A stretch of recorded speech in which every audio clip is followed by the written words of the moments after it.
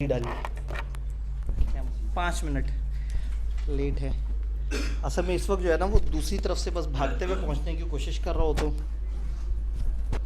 और आगे बिल्कुल मगरिब है तो इसलिए टाइम भी बड़ी कैलकुलेटेड सी होती है। आपका इनपुट आ रहा है? इनपुट आ रहा है।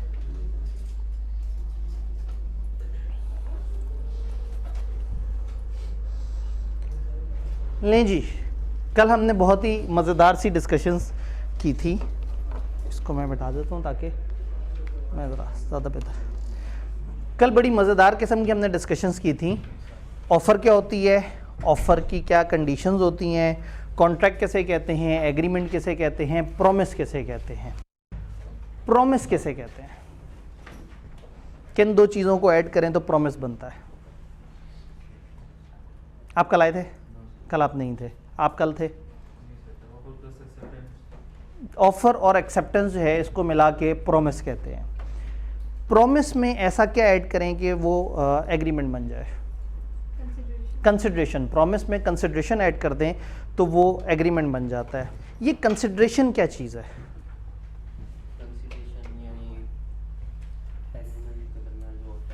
जो ये बेसिकली एग्रीमेंट में एंटर होने की वजह है। यानी कंसिडरेशन वो कमर्शियल चीज़ है, वो थिंग है जो कॉन्ट्रैक्ट से चाहिए। आप लोग यहाँ पे आ रहे हैं, आप हमसे पढ़ रहे हैं, ये आपकी वजह है। आप हमारी क्लास लेना चाहते हैं, आपको इस कॉन्ट्रैक्ट में जो कॉलेज के साथ आपका कॉन्ट्रैक्ट हुआ, आपको कंसिडरेशन मिल रही है क्लासेस, कॉलेज को कंसिडरेशन मिल रहे हैं पैसे। तो बेसिकली कॉलेज इसलिए एंटर हुआ कि कॉलेज आपसे फ़ी अर्न कर सके, आप इसलिए एंटर हुए कि आप कॉलेज से उनकी पढ़ाई ले सकें, उनसे सर्विसेज ले सकें। तो कॉलेज आपको सर्विसेज दे रहा है और आप कॉलेज को पैसे दे रहे हैं। तो आपके लिए वजह कॉन्ट्रैक्ट में एंटर होने की है तालीम, और हमारे लिए वजह पैसे। तो देखिए आपकी कितनी मुकद्दस वजह और हमारी कितनी गंदी वजह है कि हमारी कंसिडरेशन है पैसे जैसी गलत चीज़ और आप तालीम जैसी आला चीज़। ये और बात है कि इस वक्त पैसे आपके पास हैं और तालीम हमारे पास है, तो हम अपनी अच्छी चीज़ आपको दे रहे हैं और आप अपनी ख़राब चीज़ जो है वो उठा के हमें दे रहे हैं। तो कितना घाटे का सौदा किया हमने आपसे कि हमने तालीम जैसी कीमती चीज़ आपके हवाले कर दी और आपसे जो है वो पैसे पकड़ लिए। तो कंसिडरेशन वो कमर्शियल वजह है जो कॉन्ट्रैक्ट में है। तो अगर दो दोस्तों के दरमियान एक प्रॉमिस है और कोई कमर्शियल वजह नहीं है तो वो एग्रीमेंट नहीं कहलाएगा। कानून की ज़बान में वो एग्रीमेंट नहीं कहलाएगा। एग्रीमेंट के लिए प्रॉमिस में कमर्शियल वजह होनी चाहिए। कंसिडरेशन वो कमर्शियल वजह है, हर बंदे को दूसरे सामने वाले बंदे से जो मिल रहा है वो कंसिडरेशन है। तो हमने ये तय किया कि प्रॉमिस में कंसिडरेशन ऐड कर दें तो वो बन जाता है एग्रीमेंट। एग्रीमेंट में ऐसा क्या ऐड करेंगे वो कॉन्ट्रैक्ट बन जाए? लीगल बाइंडिंग ऐड कर दें। अच्छा, ये लीगल बाइंडिंग में आइंदा कभी भी नहीं पूछूंगा, लेकिन आज पहली दफ़ा पूछने की कोशिश करूंगा। ये लीगल बाइंडिंग कैसे बनती है? एक कॉन्ट्रैक्ट में कानूनी वो शेकें कैसे ऐड होती हैं, कैसे वो कानूनी तौर पे बाइंडिंग हो जाता है? गवाह अगर आ जाएं बीच में, कोई लिखत पढ़त हो जाए, कोई स्टाम्प पेपर वगैरह हो जाए, कोई गवर्नमेंट के रूल्स एंड रेगुलेशंस को फॉलो कर लें, किसी अथॉरिटी के पास जाके उसको रजिस्टर करवा दिया जाए, तो नॉर्मली इस तरह की चीज़ों से कॉन्ट्रैक्ट में लीगल बाइंडिंग ऐड हो जाती है। बट ऑनवर्ड हम अपने सिलेबस में हमेशा एज्यूम करेंगे कि लीगल बाइंडिंग है। यानी मैं एग्जांपल दूंगा, ए ने बी के साथ फलाना किया, तो आप ये नहीं पूछेंगे सर गवाह थे या नहीं थे, सर स्टाम्प पेपर साइन हुआ था या नहीं हुआ था। हम हमेशा एज्यूम किया करेंगे कि वो चीज़ें पीछे हैं। तो आज सिर्फ पहली दफ़ा हम इस चीज़ को डिस्कस कर रहे हैं कि लीगल बाइंडिंग का मतलब है कोई कानूनी उसमें ऐड कर दिया, कोई फ़िक्रा ऐड कर दिया, कोई कसम उठवा ली, कोई गवाह वगैरह कर लिए, कोई राइटिंग में चीज़ें एग्री कर ली। तो ये इस तरह का मामला कॉन्ट्रैक्ट बन गया एक ऐसा एग्रीमेंट वो जो कि बाइंडिंग है। ये जो आपके एग्रीमेंट्स हैं, जो कॉन्ट्रैक्ट्स हैं, जो ऑफ़र हैं, जो एक्सेप्टेंस है, ये एक्सप्रेस भी हो सकता है और इम्प्लाइड भी हो सकता है। ये एक्सप्रेस का क्या मतलब है?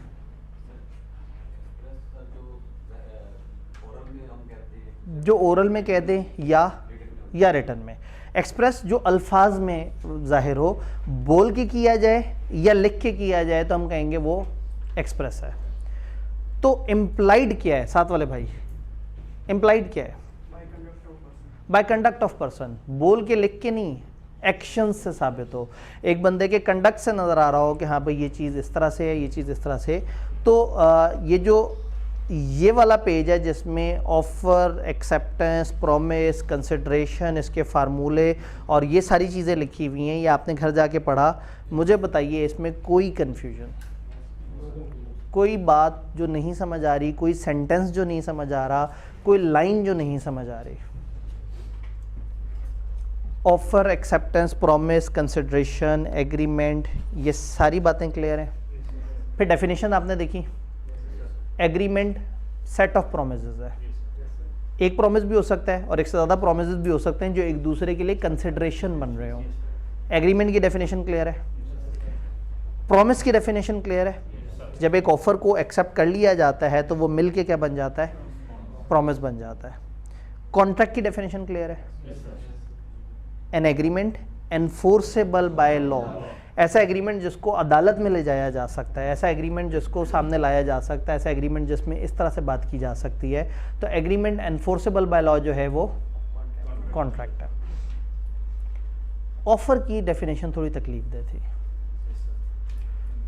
ऑफर में हमने कहा था कि जब एक बंदा अपनी विलिंगनेस शो करता है, अपनी ख्वाहिश का इजहार करता है, टू डू और अब्सटेन फ्रॉम डूइंग, कि मैं ऐसा करना चाहता हूं या मैं ऐसा नहीं करूंगा, विद अ व्यू, इस इरादे से कि वो दूसरे से कंफर्म कर सके कि हाँ भाई क्या तुम्हें को मसला तो नहीं, मैं ये करना चाहता हूँ, मैं ये नहीं करना चाहता।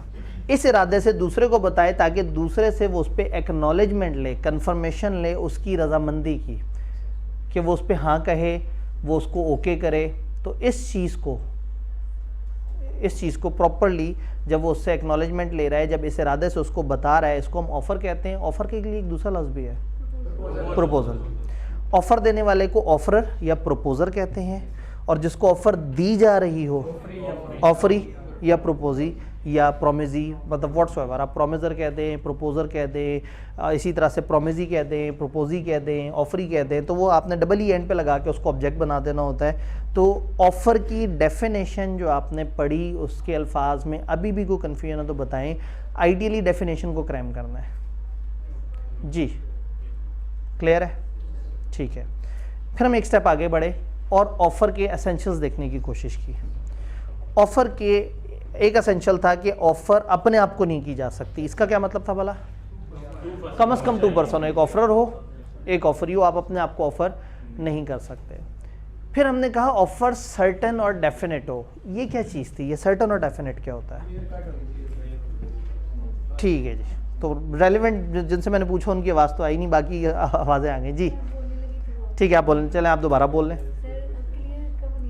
क्लियर कट होनी चाहिए, सर्टन होनी चाहिए, अमाउंट पता लग रहा हो, चीज़ पता लग रही हो, साफ नज़र आ रहा हो कि हाँ भाई ये चीज़ इस तरह से है, कोई इबहम ना हो, किसी किस्म की कन्फ्यूजन ना हो, सुन के डाउट ना हो किसी भी किस्म का।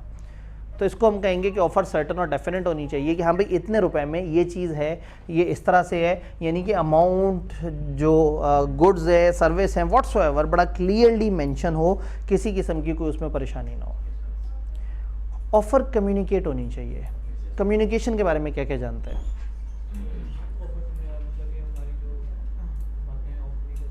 हमारी बातें ऑफरी को सुनाई दें, दिखाई दें या समझ आनी चाहिए।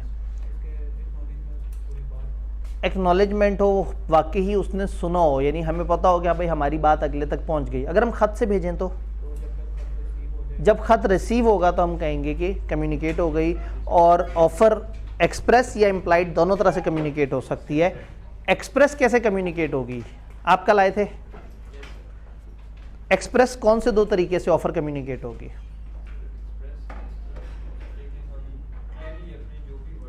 क्लियरली अपने वर्ड्स से अटर करें, हम बोलें, दूसरे को सुनाई दे। ये चीज़ हमें पता लगना चाहिए कि अगले को हमारी ऑफ़र पहुंच गई है, यानी कि जब हमें तसल्ली हो जाए कि हमारी ऑफ़र उस तक पहुंच गई, सुन ली उसने, तो ये तो सुनने वाली ऑफ़र है। लिखने वाली ऑफ़र,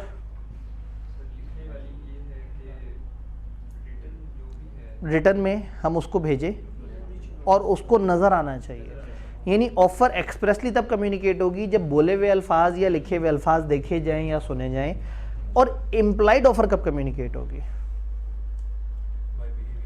हमारे बिहेवियर से हम एक्शंस दिखाएंगे कुछ, बट उन एक्शंस का एक मतलब होना चाहिए जो उस बंदे को कम्युनिकेट भी हो। तो हम ये कहेंगे कि हम लोगों ने इम्प्लाइड तरीके से कम्युनिकेट कर दिया। ठीक है, ऑफ़र के अंदर डिस्कशन करते करते हमने कहा था कि ऑफ़र जो है वो ऑफ़र हो, इन्विटेशन टू ऑफ़र नहीं होनी चाहिए। अब ये इनविटेशन टू ऑफर के ऊपर जो है वो कुछ रोशनी डालेंगे। ये इनविटेशन टू ऑफर क्या चीज़ होती है? इनविटेशन इस तरह से है कि मतलब कि जो ऑफर हम दे रहे हैं वो बिल्कुल क्लियर नहीं है। ठीक है, जैसे मतलब आपने अपना बताया था कि अगर हमें एक वो फाइल लगा दें कि फास्ट ट्रैक हम बच्चों को प्रोवाइड कर रहे हैं, ठीक है, लेकिन अगर हम वो एक इनविटेशन है, लेकिन अगर हमें सर कहेंगे सर आतिफ हाफिज साहब फास्ट ट्रैक ये वाला बैच इतने रुपए में इस टाइम पे, अगर इतना क्लियर, करवा रहे हैं ठीक। तो वो एक क्लियर ऑफर होगी। तो इसका मतलब है ऑफर एक बड़ी सर्टन और डेफिनेट सी चीज़ है।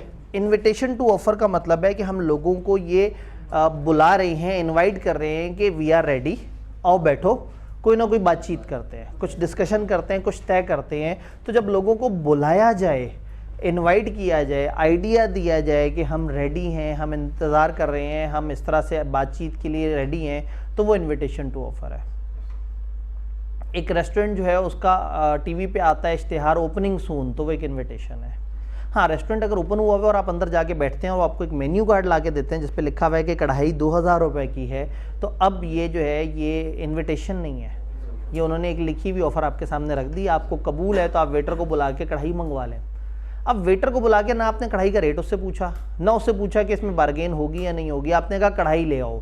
आपका ये बोलना आपकी एक्सेप्टेंस है और उनका आपको मेन्यू कार्ड पकड़ाना है। तो अगर तो एक एक्सप्रेस तरीके से बताएं कि वो उनकी क्या ऑफ़र है, क्या चीज़ है, तो फिर वो ऑफ़र है। और अगर जस्ट वो एक इरादा हो के आएँ, बैठें, देखते हैं, सोचते हैं, तो वो एक इनविटेशन टू ऑफ़र है। ठीक, ऑफ़र में नेगोशिएशन नहीं होती। ऑफ़र में अगर नेगोशिएशन हो रही हो ना तो वो काउंटर ऑफ़र बन जाती है।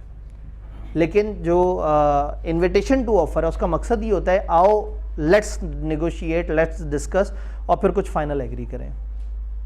इनविटेशन टू ऑफ़र में कोई कन्फ्यूजन? सबको क्लियर है? हर चीज़ समझ आ रही है? ऑफ़र कैसे कैसे लैप्स कर सकती है? कोई भाई अगर कोई से 5 बातें बताएं, ये वाले भाई कल आप आए थे? नहीं थे, कल आप एंड पे आए थे। आप तो पिछले दिन वाले कहाँ चले जाते हैं? नहीं, कहने का मतलब है कि वो बच्चे तकरीबन उतने ही हैं, कुछ नए चेहरे हैं और कुछ पुराने चेहरे जो है वो घबरा गए। वो मेरे ख्याल में वो कफन वाली बात पे उन्होंने कहा लो जी ये तो टीचर वाकई सिलेबस ख़त्म कराने के मूड में लग रहा है, भागो जी। ऑफ़र देने वाला खुद रेवोकेट कर दे, उसे ऑफरी एक्सप्रेसली इनकार कर दे, ना माने और कहे तुम्हारी ऑफ़र मुझे नहीं चाहिए, काउंटर ऑफ़र आ जाए, ऑफ़र के बदले कोई ऑफ़र आ जाए। गुड। डेथ या इंसैनिटी हो जाए ऑफरर की, ऑफर ने ऑफर दे दी लेकिन एक्सेप्टेंस से पहले पहले ही जो वो भाई साहब मर गए या वो पागल हो गए, टाइम लैप्स हो जाए, जो डिफाइंड टाइम है या वो लैप्स हो जाए, और अगर डिफाइंड ना हो रीज़नेबल। अच्छा जी, जो रीज़नेबल है ये फिर उस सिचुएशन के मुताबिक ना अदालत में फैसला जाएगा, अदालत सिचुएशन देखेगी और सिचुएशन के मुताबिक गहराइयों को समझते हुए ये तय करेगी कि रीज़नेबल किसे कहते हैं। ये सारी हम लोगों ने डिस्कशन की, ये सारी बात जो है वो हमें समझ आ गई। किसी किस्म की कोई कंफ्यूजन यहाँ तक?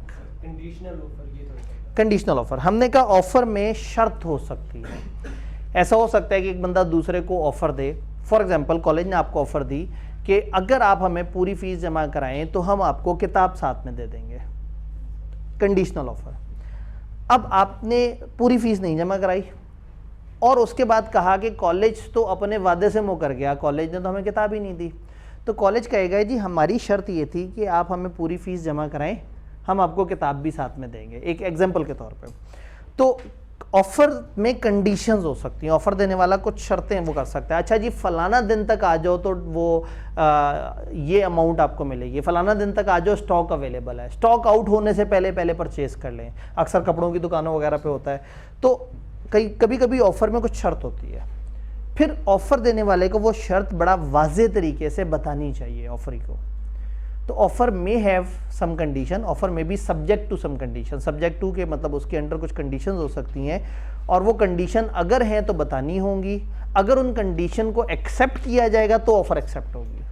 अगर एक बंदा आपकी ऑफ़र मान ले और कंडीशंस ना माने तो हम कहेंगे वो एक्सेप्टेंस सही वाली एक्सेप्टेंस नहीं है। जी, गुज़िश्ता लेक्चर से रिलेटेड किसी भाई किसी बहन का कोई सवाल अच्छी तरह से समझना है, फिर आगे चलना है। हमारे सिर्फ 19 दिन रह गए। जी, ठीक है। अगर ऑफरी को पता लग गया है कि उसकी डेथ हो गई है और ऑफरी ने तब तक एक्सेप्ट नहीं किया, तो इसका मतलब है कि अब उसकी नज़र में ये ऑफ़र मर चुकी है।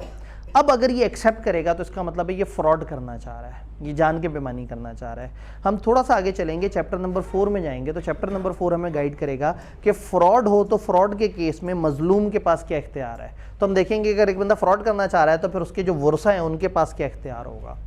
तो कानूनी तौर पर ऑफरर के मर जाने पर अगर तब तक आपने एक्सेप्ट नहीं किया था तो अब ये ऑफ़र ख़त्म हो चुकी है। अब ये ऑफ़र आप एक्सेप्ट कर भी लें तो वो एक इलीगल एक्टिविटी है। जी जी, डेथ होने से पहले ऑफरी ने एक्सेप्ट कर लिया ऑफर, बिल्कुल ठीक हो गया। देखिए अब ऑफ़र देने वाले ने ऑफ़र दी, एक्सेप्ट करने वाले ने एक्सेप्ट कर ली, इस वक्त तक दोनों साहब जिंदा थे, कॉन्ट्रैक्ट बन गया। अब कॉन्ट्रैक्ट बनने के बाद क्या कॉन्ट्रैक्ट से वापस निकला जा सकता है? चैप्टर 2 से लेके चैप्टर 5 तक हम पढ़ रहे हैं कॉन्ट्रैक्ट बनते तक की बातें। 6 से ऑनवर्ड हम पढ़ेंगे कि बना हुआ कॉन्ट्रैक्ट क्या ख़त्म किया जा सकता है, क्या उसको चेंज किया जा सकता है। फॉर अंडरस्टैंडिंग बता रहा हूँ, अगर अब 2 पार्टीज होंगी, एक ये बंदा और दूसरी पार्टी होगी लीगल रिप्रेजेंटेटिव, वो जो उसके वर्सा हैं। अब वर्सा और ये अगर आपस में बैठ के तय करें कि छोड़ो हम इस कॉन्ट्रैक्ट को नहीं कंप्लीट करते, इसको खुद ही से वापस ले लेते हैं, तो वो मिल के ऐसा कर सकते हैं, ठीक है। लेकिन ये चीज़ हमने आगे एक्सप्रेसली पढ़नी है कि कॉन्ट्रैक्ट बनने के बाद, अभी तक हमारा सारा जोर है कॉन्ट्रैक्ट बना या नहीं बना, बना या नहीं बना। फिर आगे चल के पढ़ेंगे अगले वाले उसमें पार्ट में, यानी कि नेक्स्ट वीक में हमारी जो डिस्कशन हो रही होगी वो ये हो रही होगी कि बन चुका है तो अब उसके बाद क्या होगा। जी, आज इंतज़ामिया ने घड़ी लगा दी, स्टेप 1 पूरा हो गया, बस सिर्फ 1 घंटे पीछे है। कोई बात नहीं, हम आहिस्ता आहिस्ता जो है वो बेहतरी की तरफ जा रहे हैं। मैं ये देख रहा था कि मैंने कहा मिनट्स कम से कम पूरे हैं, मिनट्स पूरे हैं, बस सिर्फ 1 घंटे से घड़ी आउट है, तो इस घड़ी के मुताबिक हमने 5:15 तक पढ़ना है, ठीक है। ये घड़ी जो है इस पर चलें जी, सारी बात हमें समझ आ गई। अब मेरा अगला सवाल, कितना टाइम लगा लिखने पे? मैं सैंपल पे 4-5 लोगों से पूछना चाहूँगा, कितना टाइम लगा लिखने पे? 1 घंटा 1.5 घंटा लगा? कितना टाइम लगा? इतना ही टाइम लगा? कितना टाइम लगा? आधा घंटा? साफ लिख रहे हैं ना? बस लिखना है, ठीक है। नहीं सही है, मतलब मुझे आइडिया है। असल में हर बंदे की अपनी अपनी राइटिंग स्पीड भी होती है। लिखा आपने, कितना टाइम लगा? 1.25 घंटा। अच्छा, मुझे ज़रा सही से बताइएगा, लिखने के बाद जब आपने उसे देखा तो कंफर्ट कैसी थी? क्या उसको देख के दोबारा बहुत अजनबी सी फील तो नहीं आई कि ये क्या लिखा हुआ है? फिर लिखने के बाद क्या उसे 3 घंटे रटा मारना पड़ा?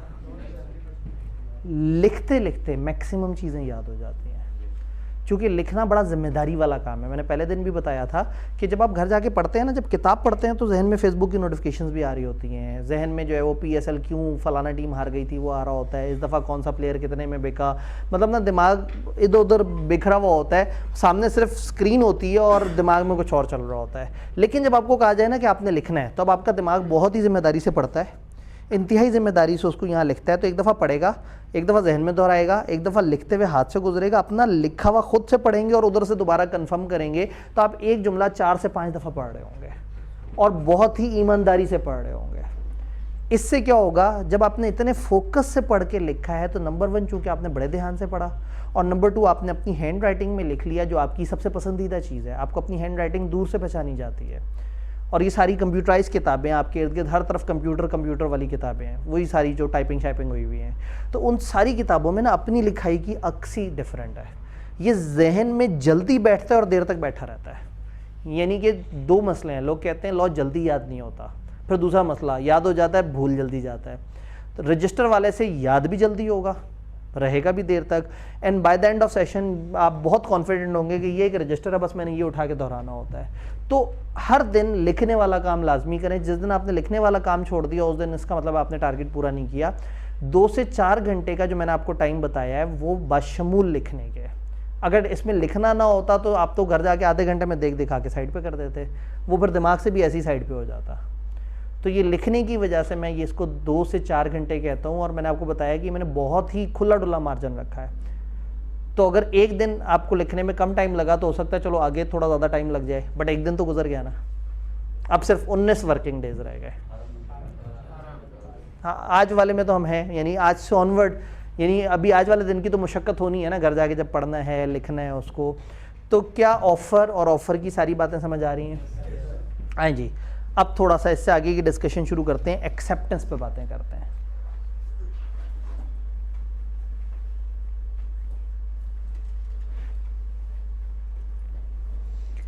एक्सेप्टेंस ऑफ़र की तरह बहुत तकलीफदेह डेफिनेशन नहीं है। जब एक बंदे को ऑफ़र दी जाए और वो उस ऑफ़र को मान ले तो एक्सेप्टेंस है। ऑफ़र में तो हमने कहा ना, जब इस बंदा इस इरादे से दूसरे को यूं बात करता है कि वो इरादा यूं करके ऐसे करके वैसे हो जाए, वो बड़ी लंबी चौड़ी कहानी थी। एक्सेप्टेंस की कहानी बहुत ही सिंपल सी, बहुत ही सी आसान सी है कि जब बंदा जिसको प्रपोजल दिया गया है वो सिग्निफाई कर दे हिज एक्सेंट टू इट, जब वो ओके कर दे, कंफर्म कर दे अपनी रजामंदी, the proposal is said to be accepted. Somehow promise के बीच में भी हमने इस तरह की बात की थी। तो एक्सेप्टेंस की डेफिनेशन आसान डेफिनेशन है। जब वो बंदा जिसको प्रपोजल दिया गया था यानी ऑफरी सिग्निफाइज हिज एसेंट, अपनी रजामंदी दे देता है, the proposal is said to be accepted, माना जाएगा कि प्रपोजल एक्सेप्ट हो गया। एक्सेप्टेंस की डेफिनेशन क्लियर? एक स्टेप आगे बढ़ते हैं। एक्सेप्टेंस के एसेंशियल्स क्या हैं? कुछ बातें हैं जो कि छोटी छोटी सी हमें पता होनी चाहिए। सबसे पहली बात, acceptance must be absolute and unconditional. Offer must be certain and definite, तो acceptance must be absolute unconditional.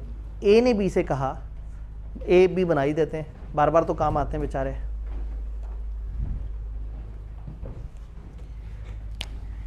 A ने बी से कल क्या कहा था? मैं आपको 100 रुपये दूंगा, और बी से क्या चाहिए था जी? 1 kg ऑरेंजेस। ठीक है जी, ये हमारा एक कॉन्ट्रैक्ट चल रहा है। ए ने बी से कहा कि मैं आपको अगर 100 रुपये दूँ तो क्या आप मुझे 1 kg ऑरेंजेस देंगे? अब बी ने कहा हाँ, अगर उस दिन अच्छा मूड हुआ तो मे बी, या हाँ शायद देख लेते हैं, मैं सोचता हूँ। ये एक्सेप्टेंस है? ये एक्सेप्टेंस नहीं है। एक्सेप्टेंस कब होगी? हाँ जी, जो आपने कह दिया मुझे कबूल है। जब एक बंदा दूसरे की बात को बाइनी ही वैसे ही मान ले। प्योर उर्दू में बाइनी का मतलब है हू बहू वैसा ही, 100%। ऑफर देने वाले ने जो एग्जैक्ट ऑफर दी है, अगर एक्सेप्ट करने वाला 100% उसकी सारी बात को एब्सोल्युटली मान ले कि बिल्कुल सही कहा आपने, तो ये कहलाएगी एक्सेप्टेंस। अगर वो एक्सेप्ट करते हुए अपनी को वैरायटी करा दे कि आपकी बात अच्छी तो लगी, 10 रुपये और हो जाते तो क्या ही बात थी, ये एक्सेप्टेंस नहीं है, ये काउंटर ऑफर है। तो एक्सेप्टेंस एब्सोल्यूट होनी चाहिए, अनकंडीशनल होनी चाहिए। एक्सेप्टेंस में कोई नई शर्त नहीं होनी चाहिए। एक्सेप्टेंस को एक्सेप्टेंस कहेंगे ही तब जब वो बिल्कुल 100% जो बात हुई है सेम एज इट इज उसको फॉलो कर रहे हो। तो यहाँ पे एक्सेप्टेंस जो है वो एब्सोल्यूट और अनकंडीशनल हो। If any condition is impose on acceptance then it would be called counter offer. ये बात समझ आई? आज आप सोच रहे होंगे कि लिखा हुआ कम है तो हम टाइम कैसे गुजारेंगे। आज जो लिखी हुई चीज़ है उसमें कुछ टेक्निकल डिस्कशन है बड़ी हैवी किस्म की, तो उस पर हमारा इंशाल्लाह ताला टाइम गुजरेगा। ये वाली बात हमें समझ आ गई। एक्सेप्टेंस, चले मैं आपसे सवाल पूछता हूँ, एक्सेप्टेंस कितने टाइम में होनी चाहिए? इसका जवाब ये बनता है कि सर पहले ये बताएं कि क्या ऑफर देने वाले ने कोई टाइम बताया है? ऑफर देने वाले ने कहा मुझे 3 दिन में एक्सेप्टेंस चाहिए, तो अब वर्ड रीजनेबल तो साइड पे हो जाएगा ना। तो एक्सेप्टेंस उस डिफाइंड टाइम में होनी चाहिए जो बताई जाए, और अगर कोई टाइम ना बताया जाए रीजनेबल टाइम में होनी चाहिए। एक्सेप्टेंस किस मोड में होनी चाहिए, यानी कि किस तरीके से एक्सेप्टेंस बताएं? जो उसने बताया, उसने कहा जी मैं तुम्हें ये खत लिख के बता रहा हूँ, तुमने खत से जवाब दे देना है।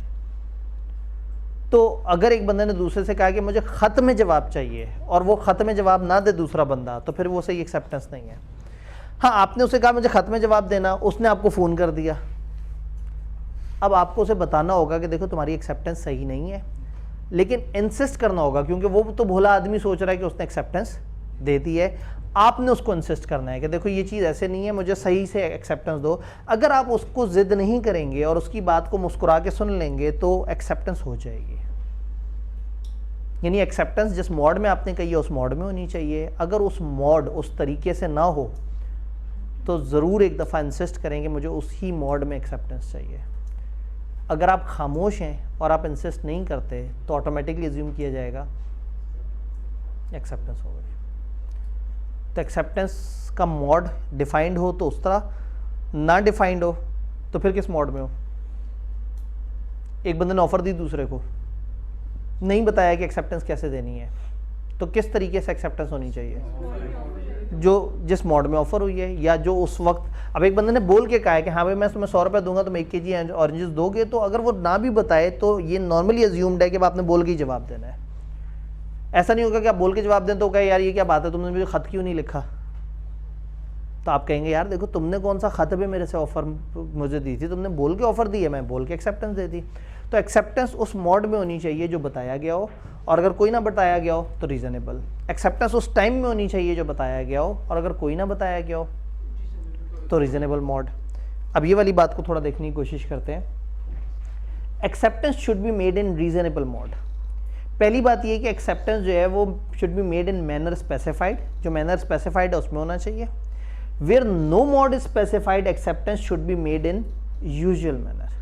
जहाँ मोड ना बताया गया हो तो जो अमूमी तरीका है एक्सेप्ट करने का, जो भी उस मार्केट में चलता है, हर जगह अलग अलग तरीका है ना। शायद कॉलेज की एक्सेप्टेंस ये है कि उन्होंने एक फॉर्म से साइन करके रख लिया और आपकी एंट्री कर दी और आपको किताब पकड़ा दी। शायद इनके लिए मोड ऑफ एक्सेप्टेंस ये है कि हाँ भाई आपका हमने एडमिशन प्रोसेस कर लिया। तो जहाँ पे भी जो मोड चल रहा है वो उस मोड में हो, नहीं तो स्पेसिफाइड मोड में हो। If acceptance not made in manner prescribed in proposal, offerer shall insist for that. अगर एक्सेप्टेंस उस मोड में नहीं है जो बताई गई थी तो फिर ऑफर को क्या चाहिए, जिद करे, कहे कि नहीं भाई मुझे उसी मोड में चाहिए। If he fails to insist, अगर वो इंसिस्ट नहीं करता रीजनेबल टाइम के अंदर, देन इट इज़ डीम्ड, ये लॉ का लफ्ज़ है डीम्ड। जैसे सीम होता है ना या सीम्ड होता है, सीम ऐसा दिखता है, तो डीम ऐसा माना जाएगा। कानून में जब भी ये लफ्ज़ आपको नजर आए ना, डीम, DEEM या डीम्ड या इसका कोई भी एक्सटेंडेड फॉर्म, तो डीम का मतलब है समझा जाएगा। तो इसका मतलब है कि एक्सेप्टेंस जो है अगर आपने इंसिस्ट नहीं किया रीजनेबल टाइम के अंदर तो इट इज डीम्ड, ये समझा जाएगा या तसव्वुर किया जाएगा, ये मान लिया जाएगा that he has accepted performance. फिर आखिरी लाइन तो पढ़ने की जरूरत नहीं है। Acceptance must be given before lapse of an offer. Offer खत्म होने से पहले पहले एक्सेप्टेंस आनी चाहिए, ये तो बड़ी क्लियर कट सी बात है। अब एक्सेप्टेंस से रिलेटेड एक बड़ी मजेदार बात, जो बंदा एक्सेप्ट कर रहा है उसे पता होना चाहिए कि बात हो क्या रही है। दोबारा सुने, जो बंदा एक्सेप्ट कर रहा है उसे पता होना चाहिए कि बात क्या हो रही है। मिस्टर ए का बटवा गुम हो गया, मिस्टर ए ने मोहल्ले में ऐलान करा दिया है कि जो मेरा बटवा ढूंढ के लेके आएगा उसको 10,000 रुपये इनाम मिलेगा। जो मेरा बटवा ढूंढ के लेके आएगा उसको 10,000 इनाम मिलेगा। ऐसे में जो है वो इसका एक दोस्त जो कि इसको जानता है, उसने इसका बटवा भी देखा हुआ है। एक दिन उसको अपने घर में इसका बटवा पड़ा हुआ मिला, उसने सुना ही नहीं था इसकी ये अनाउंसमेंट। वो भाई साहब बटवा लेके इसके पास आए और कहा यार ये तुम मेरे पास भूल गए थे। दोस्त ने शुक्रिया कह के गले लगाया, बटवा लिया और उसके बाद ये चलता बना। ये रास्ते में जा रहा था कि इसको किसी बंदे ने बताया कि भाई तुम कहाँ से आ रहे हो। उसने कहा वो उसका बटवा मेरे पास पड़ा था, वो देने गया था। तो उसने कहा तुम्हें नहीं पता, उसने तो अनाउंसमेंट की हुई है, जो बटवा लेके आएगा उसको 10,000 मिलेगा। अब क्या ये 10,000 के लिए एलिजिबल है? नहीं। क्यों? उस तक ऑफर पहुंची नहीं थी। याद है, ऑफर कम्युनिकेट हुई हो तो आपने, इसने जो हरकत की वो तकरीबन एक्सेप्टेंस थी। यानी उसने कहा था ना जो बटवा ढूंढ के लाके देगा, यानी उसने कह दिया था जो ये एक्शन करेगा मैं वो उसको एक्सेप्टेंस मान लेगा। तो जो भी दुनिया में उसकी ऑफर सुन के बैठा हो और वो बटवा ढूंढ के लाके देगा, उसका बटवा ढूंढ के लाके इसे हैंड ओवर करना would be considered as acceptance. But ये शख्स जिसने वो ऑफर सुनी ही नहीं, इसकी ये हरकत एक दोस्त की दूसरे दोस्त पे की गई मेहरबानी काउंट होगी, एक्सेप्टेंस नहीं काउंट होगी। तो रूल क्या हुआ? Acceptor should be aware of the offer. आपको पता हो acceptor must be aware of the proposal eight the time of acceptance. Acceptance के वक्त आपको पता हो कि ऑफर क्या है। रिकैप कर लेते हैं, हमने एक शर्त पढ़ी, एक्सेप्टेंस एब्सोल्यूट और अनकंडीशनल होनी चाहिए। क्लियर है? एब्सोल्यूट हो, कंडीशन कोई ना हो, कोई डाउट ना हो, अगर कोई कंडीशन डाल दी तो ये बन जाएगी काउंटर ऑफर। फिर हम थोड़ा सा नीचे आए और हमने पढ़ा एक्सेप्टेंस रीजनेबल मोड में होनी चाहिए। अगर मोड बताया हो तो उसमें हो, नहीं बताया हो तो जो यूजुअल मैनर उस जगह चलता है वो हो। अगर आप एक्सेप्टेंस उस मोड में ना हो तो फिर आपको ऑफरर को इंसिस्ट करना चाहिए, और अगर वो इंसिस्ट नहीं करेगा तो समझा जाएगा तो उसने एक्सेप्ट कर लिया। फिर हमने पढ़ा कि एक्सेप्टेंस जो है वो बिफोर लैप्स ऑफ ऑफर होनी चाहिए, ऑफर खत्म होने से पहले पहले एक्सेप्टेंस होनी चाहिए। बात हमें गुज़िश्ता कल से पता थी। Acceptor must be aware of the proposal eight the time of acceptance. Acceptance के वक्त पता होना चाहिए उसे कि ऑफर क्या है। ये सारी बातें समझ आ रही हैं? अब इसमें एक्सेप्टेंस की कम्युनिकेशन की बातें रह गई। कम्युनिकेशन पे बात करते हैं, थोड़ा सा पुराने ज़माने की तरफ चलते हैं। मुझे बताएं, एक्सेप्टेंस एक्सप्रेस होनी चाहिए, इम्प्लाइड होनी चाहिए? दोनों तरह से हो सकती है। ऑफर भी, प्रॉमिस भी, एग्रीमेंट भी, ये सारी चीज़ें एक्सप्रेस भी हो सकती हैं और इम्प्लाइड भी। तो बोल के भी हो सकती है, लिख के भी हो सकती है, एक्शन से भी हो सकती है। अगर उसने बताया है कोई तरीका तो फिर उस तरीके से होनी चाहिए, और अगर उसने कुछ नहीं बताया तो जो भी यूजुअल मैनर चलता है उस तरह से होनी चाहिए। एक्सेप्टेंस नेगेटिव कंफर्मेशन फॉर्म में नहीं होनी चाहिए। नेगेटिव कंफर्मेशन नहीं होनी चाहिए। नेगेटिव नहीं होनी चाहिए। नेगेटिव कंफर्मेशन क्या है? नेगेटिव कंफर्मेशन ये है कि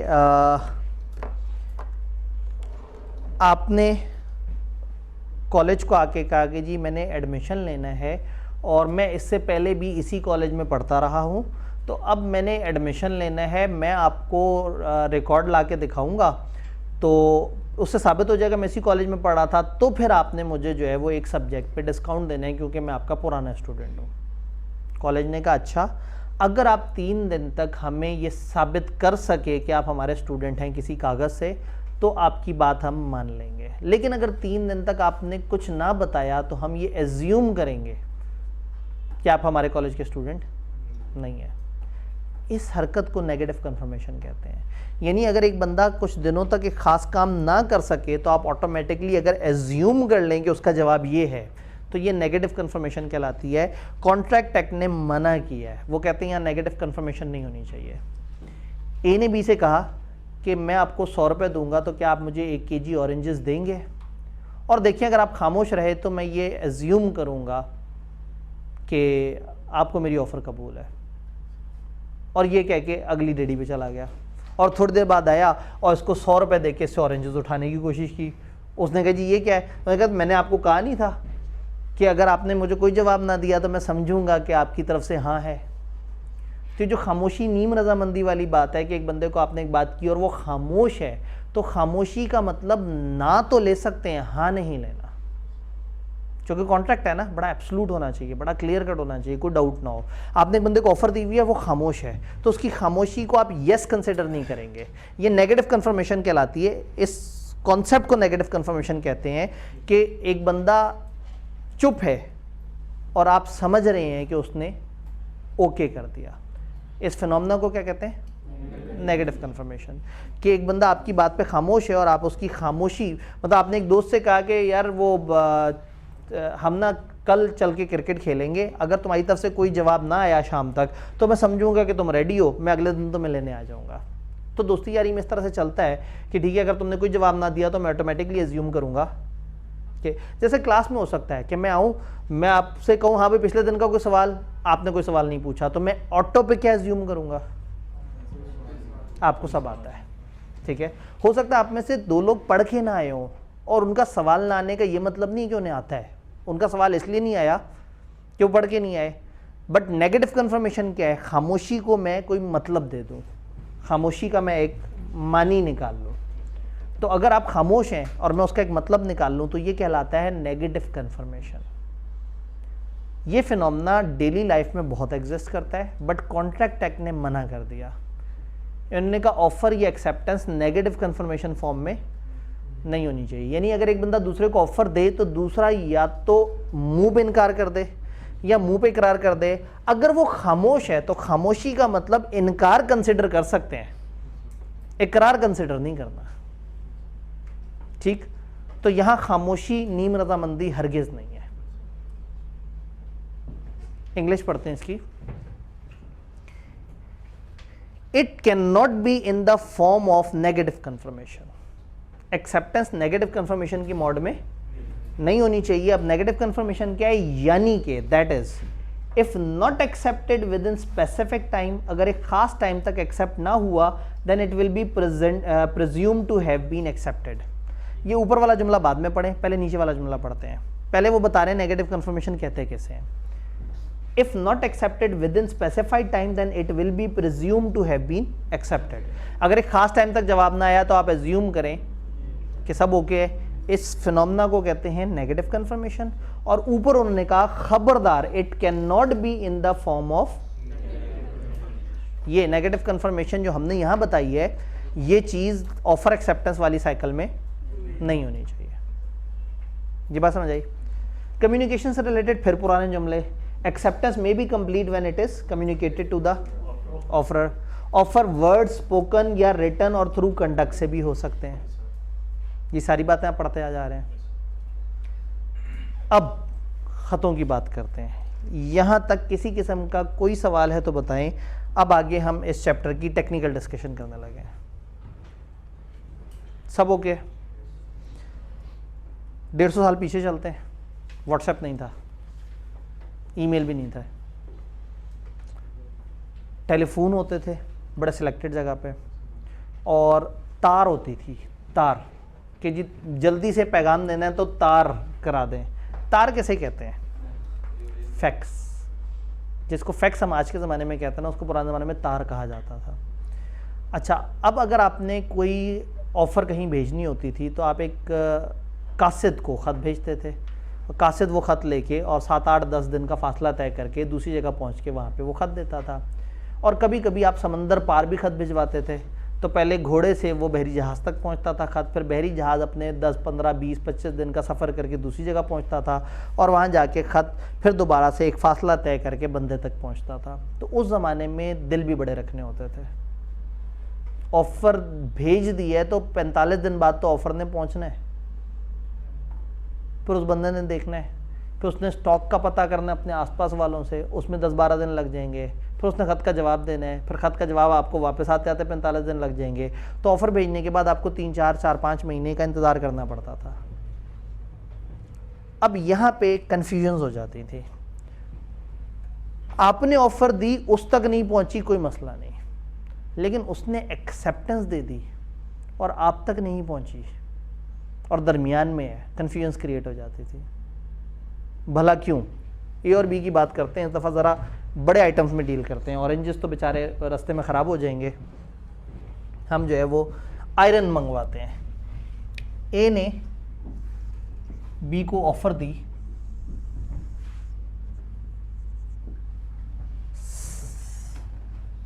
7 जुलाई को। वो ऑफ़र ये थी कि अगर मैं आपको ₹100,000 दूं, 150 साल पुरानी ऑफ़र है, तो अगर मैं आपको 1 लाख रुपया दूं तो क्या आप मुझे 100 टन आयरन भेजेंगे? उस ज़माने में ए ने बी को कहा कि अगर मैं 1 लाख रुपया बरसगीर की करेंसी आपको भेजूं तो क्या आप मुझे 100 टन आयरन भेजेंगे? 7 जुलाई को ख़त भेजा, ख़त पहुंचा 7 सितंबर को।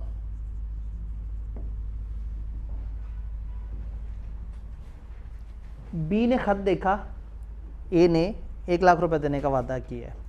इसने सोचा कि 1 लाख आज का क्या रेट है हमारा लोहे का। उसने कहा तो बड़ा मज़े की डील है। यानी ये लोग वहाँ पे बेचते थे शायद उस तरह का 90,000 रुपये में उतना टन, तो वो भाई साहब ने तो लाख रुपए की ऑफ़र कर दी। बी हो गया बड़ा एक्साइटेड।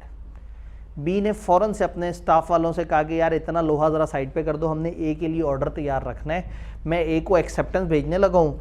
तो स्टाफ वालों ने कहा सर इस वक्त शॉर्ट है। उसने कहा अच्छा चलो फलाना जगह से परचेज़ कर लो, फलाना जगह से परचेज़ कर लो। जब उसके पास 100 टन स्टॉक आ गया 4-5 दिन के अंदर, तो उसने क्या किया,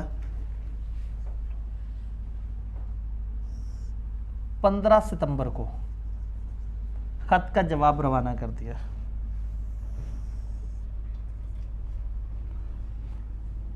16 नवंबर को ए को खत पहुंचना था, इसने 15 सितंबर को जवाब भेज दिया। तो 15 सितंबर को उसने स्टॉक साइड पे कर दिया, ये रेडी बैठा हुआ है। अब प्रॉब्लम सिर्फ ये है कि इसका खत देर से पहुंचेगा, जब पहुंचेगा उसके बाद ये सामान चला देगा। तो गौर से देखें तो बी तो अपनी तरफ से ये सोच के बैठा हुआ है कि कॉन्ट्रैक्ट कंप्लीट हो गया है।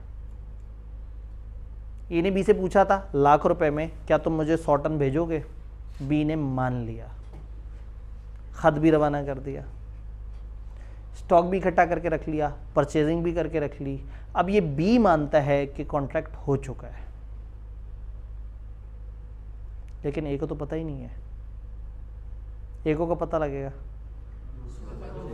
जब खत पहुंचेगा 16 नवंबर को। अगर 14 नवंबर को ए ने किसी और को पैसे दे के उससे आयरन पकड़ लिया तो बी का क्या कसूर है?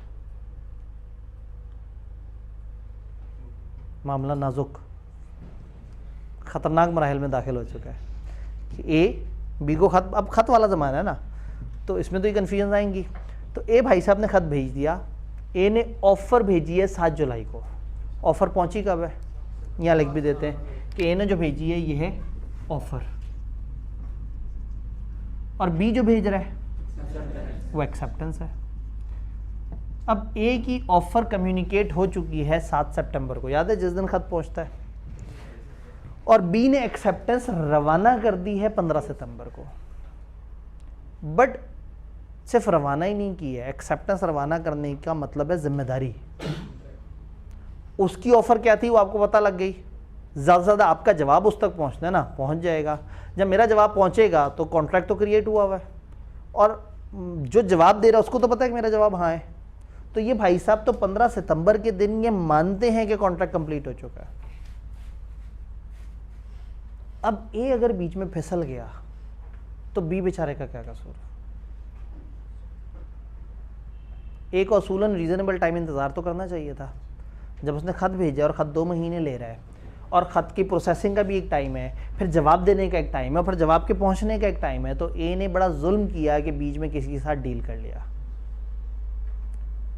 तो कानून बड़ा मज़ेदार सा रूल बताता है, वो कहता है कि अगर ख़त से एक्सेप्टेंस रवाना हो तो जिस दिन एक्सेप्टेंस, यहाँ पे लाल रंग है नहीं है, जिस दिन एक्सेप्टेंस रवाना हो, जिस दिन एक्सेप्टेंस रवाना हो उस दिन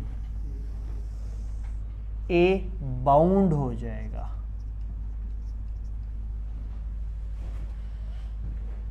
ए के हिसाब से कॉन्ट्रैक्ट क्रिएट उस दिन नहीं हुआ जब ए को खत वापस मिला एक्सेप्टेंस का। कानूनी एतबार से ए के लिहाज से 15 सितंबर कॉन्ट्रैक्ट की डेट है। कानूनी एतबार से ए, चाहे उसे ख़त अभी मिला नहीं है, वो 15 सितंबर को बाउंड हो जाएगा उस एक्सेप्टेंस के ऊपर। अब 15 सितंबर के बाद अगर वो किसी और के साथ डील करता है तो ये कॉन्ट्रैक्ट की खिलाफ वर्जी मानी जाएगी। ये ख़तों वाला ज़माना था, इसमें ये कन्फ्यूजन होती थी, तो लॉ ने अजीब सा एक रूल रख दिया, ख़त पहुंचने पे कम्युनिकेशन नहीं होगी, ख़त रवाना होने पे कम्युनिकेशन हो जाएगी।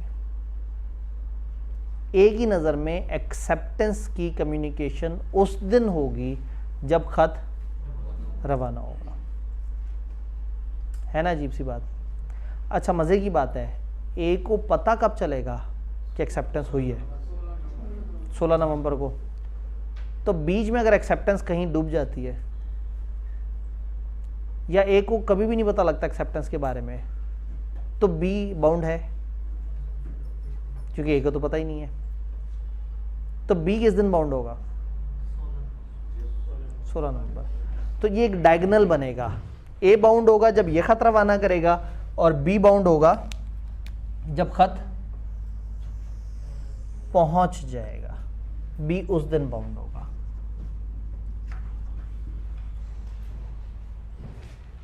तो खतों की दुनिया में एक ऑपोजिट रूल, कौन किस दिन बाउंड होगा और कौन किस दिन बाउंड होगा। ये जब कॉन्सेप्ट समझ आ जाए हम उस वक्त ब्रेक पे जा सकते हैं। यानी ब्रेक पे जाने की मोटिवेशन जो है ना वो ये कॉन्सेप्ट है, एक्सेप्टेंस। अच्छा, ऑफर ए और बी दोनों के नज़दीक ऑफर उस दिन कम्युनिकेट हुई है जब खत पहुंचा है, ऐसे ही है, ऑफर में कोई परेशानी नहीं है।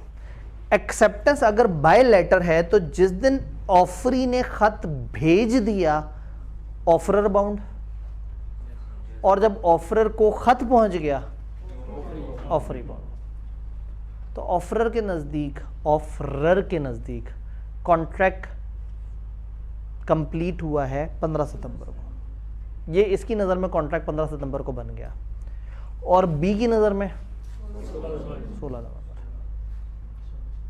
ये बात समझ आई है। किताब की लैंग्वेज में देखते हैं, लैंग्वेज में एक वर्ड है अगेंस्ट, हम उसको डिफरेंट तरीके से भी लेके चल सकते हैं। Communication is complete against proposer. Against का मतलब है एज पर, आप अगर इस पे एज पर लिख दें तो शायद आपके लिए पढ़ना ज़्यादा आसान हो जाए। Communication is complete as per proposer, as per offerer, when it is put in course of transmission. जब उसको रवाना किया जाएगा उस दिन ऑफरर की नज़र में एक्सेप्टेंस कंप्लीट हो गई, ऑफरर की नज़दीक, प्रोपोजर के नज़दीक। और communication is complete as per acceptor, acceptor के नज़दीक कब कंप्लीट होगी? When it comes to knowledge of proposer. जब प्रोपोजर के नॉलेज में आ जाएगा उस दिन इसके नज़दीक कंप्लीट हो जाएगी बी के, और जिस वक्त खत रवाना होगा ए के हिसाब से कंप्लीट हो जाएगी। क्या ये सारी बात समझ आ रही है? अगर अभी कोई कंफ्यूजन है तो पूछ लें, नहीं वैसे तो ब्रेक के बाद भी इस पर डिस्कशन चलती रहेगी। सिर्फ खत में ऐसा होता है, आमने सामने में बोला, ऑफर कम्युनिकेट, सुन लिया उसने, ऑफर कम्युनिकेट हो गई, उसने बोला इसने सुन लिया, एक्सेप्टेंस कम्युनिकेट हो गई। चूंकि आमने सामने है, फौरन से ऑफर हो रही है, फौरन से एक्सेप्टेंस हो रही है, फौरन से सुना जा रहा है, चलेगा। बट हम चूंकि पढ़ रहे हैं 1872 का कानून, तो उस ज़माने में ख़त वगैरह भी इन्वॉल्व होते थे, और ख़तों में ये कन्फ्यूजन होती थी। देखिए ना, मैंने आपको कन्फ्यूजन बताई कि ये भाई साहब इतना सारा माल साइड पे रख के बैठे हुए हैं, और वो भाई साहब जो है वो ख़त पहुंचने से 2 दिन पहले किसी और के साथ डील कर लें, तो इस बेचारे का क्या कसूर? इसने तो बड़े जेन्युइन तरीके से एक्सेप्टेंस भी दे दी है। तो कानून ने एक्सेप्टर को बचाने के लिए, चूँकि ये फंसेगा, इसको बचाने के लिए एक रूल निकाला कि ऑफरर उस दिन बाउंड हो जाएगा, ऑफरर की नज़र में उस दिन एक्सेप्टेंस कम्युनिकेट हो जाएगी जिस दिन ख़त रवाना हुआ है। ख़त वो रवाना करेगा, बाउंड ये हो जाएगा। और एक्सेप्टर किस दिन बाउंड होगा? जब खत पहुंच जाएगा। तो पहुंचने पे वो बाउंड होगा, चलने पे ये बाउंड होगा। एक डायगोनल बनेगा, जिसके हाथ में खत है वो नहीं, दूसरा बंदा बाउंड हो रहा है। खत है यहाँ इसके हाथ में, कौन बाउंड हो रहा है? वो। और खत पहुंचा इसके हाथ में, तो जिसके पास खत पहुंच रहा है वो नहीं, दूसरी पार्टी बाउंड हो रही है। जी बिल्कुल ऐसा हो सकता है। देखिए, ऑफर तो अगर कभी जिंदगी में ना पहुंचे फिर तो परेशानी है ही नहीं। परेशानी होती ये है कि एक्सेप्टेंस एक पार्टी कर चुकी है और दूसरे को पता नहीं लगा। जो कर चुकी है वो बेचारी कॉन्ट्रैक्ट पे काम शुरू कर देती है। तो लॉ ने ये कहा है कि जब एक्सेप्ट करने वाला एक्सेप्टेंस भेज दे तो सामने वाला बंदा बाउंड हो जाएगा, फिर उसे रीजनेबल टाइम तक इंतजार करना पड़ेगा। रीजनेबल टाइम गुजरने के बाद वो कोई एक्शन करना चाहे तो वो कर सकता है। ठीक है सर, अगर लेटर जो है एक्सेप्टेंस का जिसने ऑफरी है जी जी एक्सेप्टेंस का, ठीक है, वो पहुंचा ही नहीं उसके पास, मतलब कभी ना पहुंचे। अगर वो कभी भी नहीं पहुंचा, रास्ते में वो खत ही डूब गया। अब असूलन कानूनी तौर पे ए बाउंड हुआ है 15 सितंबर से, अगर बी साबित कर दे कि उसने सही तरीके से खत रवाना कर दिया था। मिसप्लेस हो गया। अब खत मिसप्लेस हो गया। ए कब तक बाउंड है? रीजनेबल टाइम तक। रीजनेबल टाइम गुजरेगा तो ए कहेगा कि भाई मैं सारी ज़िंदगी तो नहीं इंतज़ार कर सकता था, उसका खत अगर रास्ते में ही डूब गया है तो कानूनी तौर पे जब खत रवाना हुआ था मैं बाउंड हो गया था। मैंने एक मुनासिब टाइम इंतज़ार भी किया कि शायद खत भाई ए तो डाउट में है ना, पता नहीं खत चला है कि नहीं चला। तो ए एक मुनासिब टाइम तक इंतज़ार करेगा और उसके बाद ए आज़ाद होगा। इसका मतलब है कि अगर आपने ऑफ़र ख़त के थ्रू भेजी है तो दिल बड़ा रखें, फिर ख़त के आने का भी इंतज़ार करें, एक सफिशेंट मार्जिन रख के। और जब बहुत ज़्यादा इतना टाइम गुजर जाए कि अब आपको यकीन हो जाए कि वहाँ से ख़त नहीं आने वाला, फिर आप उस कॉन्ट्रैक्ट को किसी और तरफ कर सकते हैं। तो अगर ये ख़त कभी भी ना पहुँचे तो ए इसके चलने वाले दिन से लेके एक रीज़नेबल टाइम तक ए बाउंड रहा है। लेकिन चूंकि वो ख़त कभी पहुंचा ही नहीं तो बी तो बाउंड हुआ ही नहीं कभी भी अपनी एक्सेप्टेंस पे। और चूंकि रीज़नेबल टाइम का वो भाई साहब भी इंतज़ार कर चुके और वो भी अब गुजर गया, तो अब वो भी बाउंड नहीं हुआ। जी, उस केस में डिफ़ॉल्टिंग पार्टी कोई नहीं होगी, क्योंकि हालात की वजह से कॉन्ट्रैक्ट के साथ ऐसा हो गया। हम चैप्टर 6 से लेकर 10 तक जब पढ़ेंगे ना, तो उसमें हम देखेंगे कि कॉन्ट्रैक्ट बनने के बाद भी अगर हालातों वाक़यात ऐसे हो जाए, भाई ज़लज़ला आ जाए, कोरोना आ जाए, को और इस तरह की चीज़ आ जाए जिसके बाद पार्टीज़ अपनी वो फुलफिल ही ना कर सकें अपनी ऑब्लिगेशन, तो वो कॉन्ट्रैक्ट खुद ब खुद ख़त्म हो जाता है। क्लियर? बहरहाल ब्रेक के बाद भी ये डिस्कशन जारी रहेगी, ये मज़े की डिस्कशन है और इसी के ऊपर ही हमारी वो। तो ब्रेक की तरफ चलते हैं ताकि आप जो है ना ब्रेक के बाद फ्रेश होकर मुझे दोबारा बर्दाश्त कर सकें। 4:11 हो रहे हैं, 4:25 फिर दोबारा मिलते हैं इंशाअल्लाह ताला, और इसी चीज़ को डिस्कस करते हुए इसमें फिर आगे रेवोकेशन के रूल्स ऐड कर देते हैं। ठीक है जी, 4:25 पे दोबारा मिलते हैं ब्रेक के बाद। 150 साल पुराना हेलो हेलो इस वक्त असूलन ये पढ़ाए जाने की ज़रूरत नहीं है, असूलन हमें इस पर कंफ्यूज होने की ज़रूरत नहीं है। लेकिन चूँकि हम एक ऐसा कानून पढ़ रहे हैं जो 150 साल पुराना है और आई के अपने हमारे सिलेबस में डाल दिया है, तो इस वक्त हम कर कुछ नहीं सकते।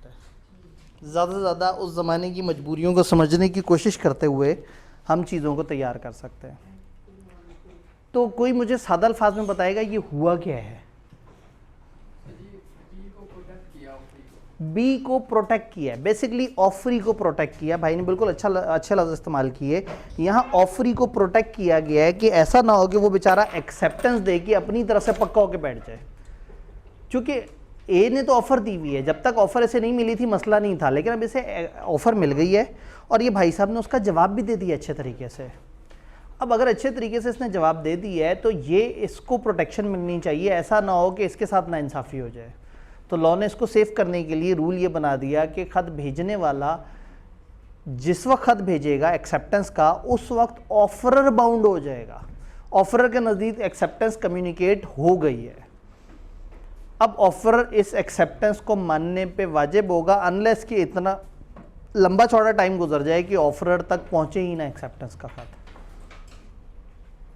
जी, कौन कब बाउंड होगा?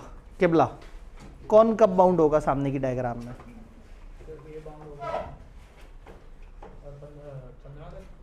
ए बाउंड होगा 15 सितंबर को और बी 16 नवंबर को, यानी ए उस दिन बाउंड हो जाएगा जिस दिन ख़त रवाना किया गया है और बी उस दिन बाउंड होगा जब ख़त पहुंचा है। इस बात में कोई कन्फ्यूजन, किसी किस्म का कोई परेशानी है मुझे बताएं।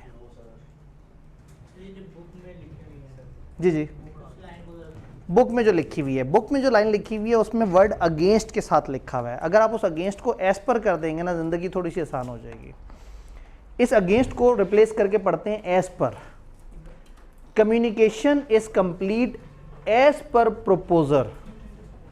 कम्युनिकेशन कंप्लीट हो जाएगी एस पर प्रोपोजर। हमारी डायग्राम में प्रोपोजर कौन है? ए के हिसाब से कम्युनिकेशन कंप्लीट हो जाएगी। अच्छा, कब होगी? व्हेन, जब it is put in course of transmission. Course of transmission का मतलब है कि ख़त रवाना करने का जो प्रोसेस है, तो जिस वक्त उसको कोर्स ऑफ ट्रांसमिशन में भेज दिया जाएगा, यानी कि जब ख़त रवाना कर दिया जाएगा, कम्युनिकेशन कंप्लीट हो जाएगी एज पर प्रोपोजर। नहीं, ऑफर की कहानी अब हम पढ़ क्योंकि एक्सेप्टेंस रहे हैं।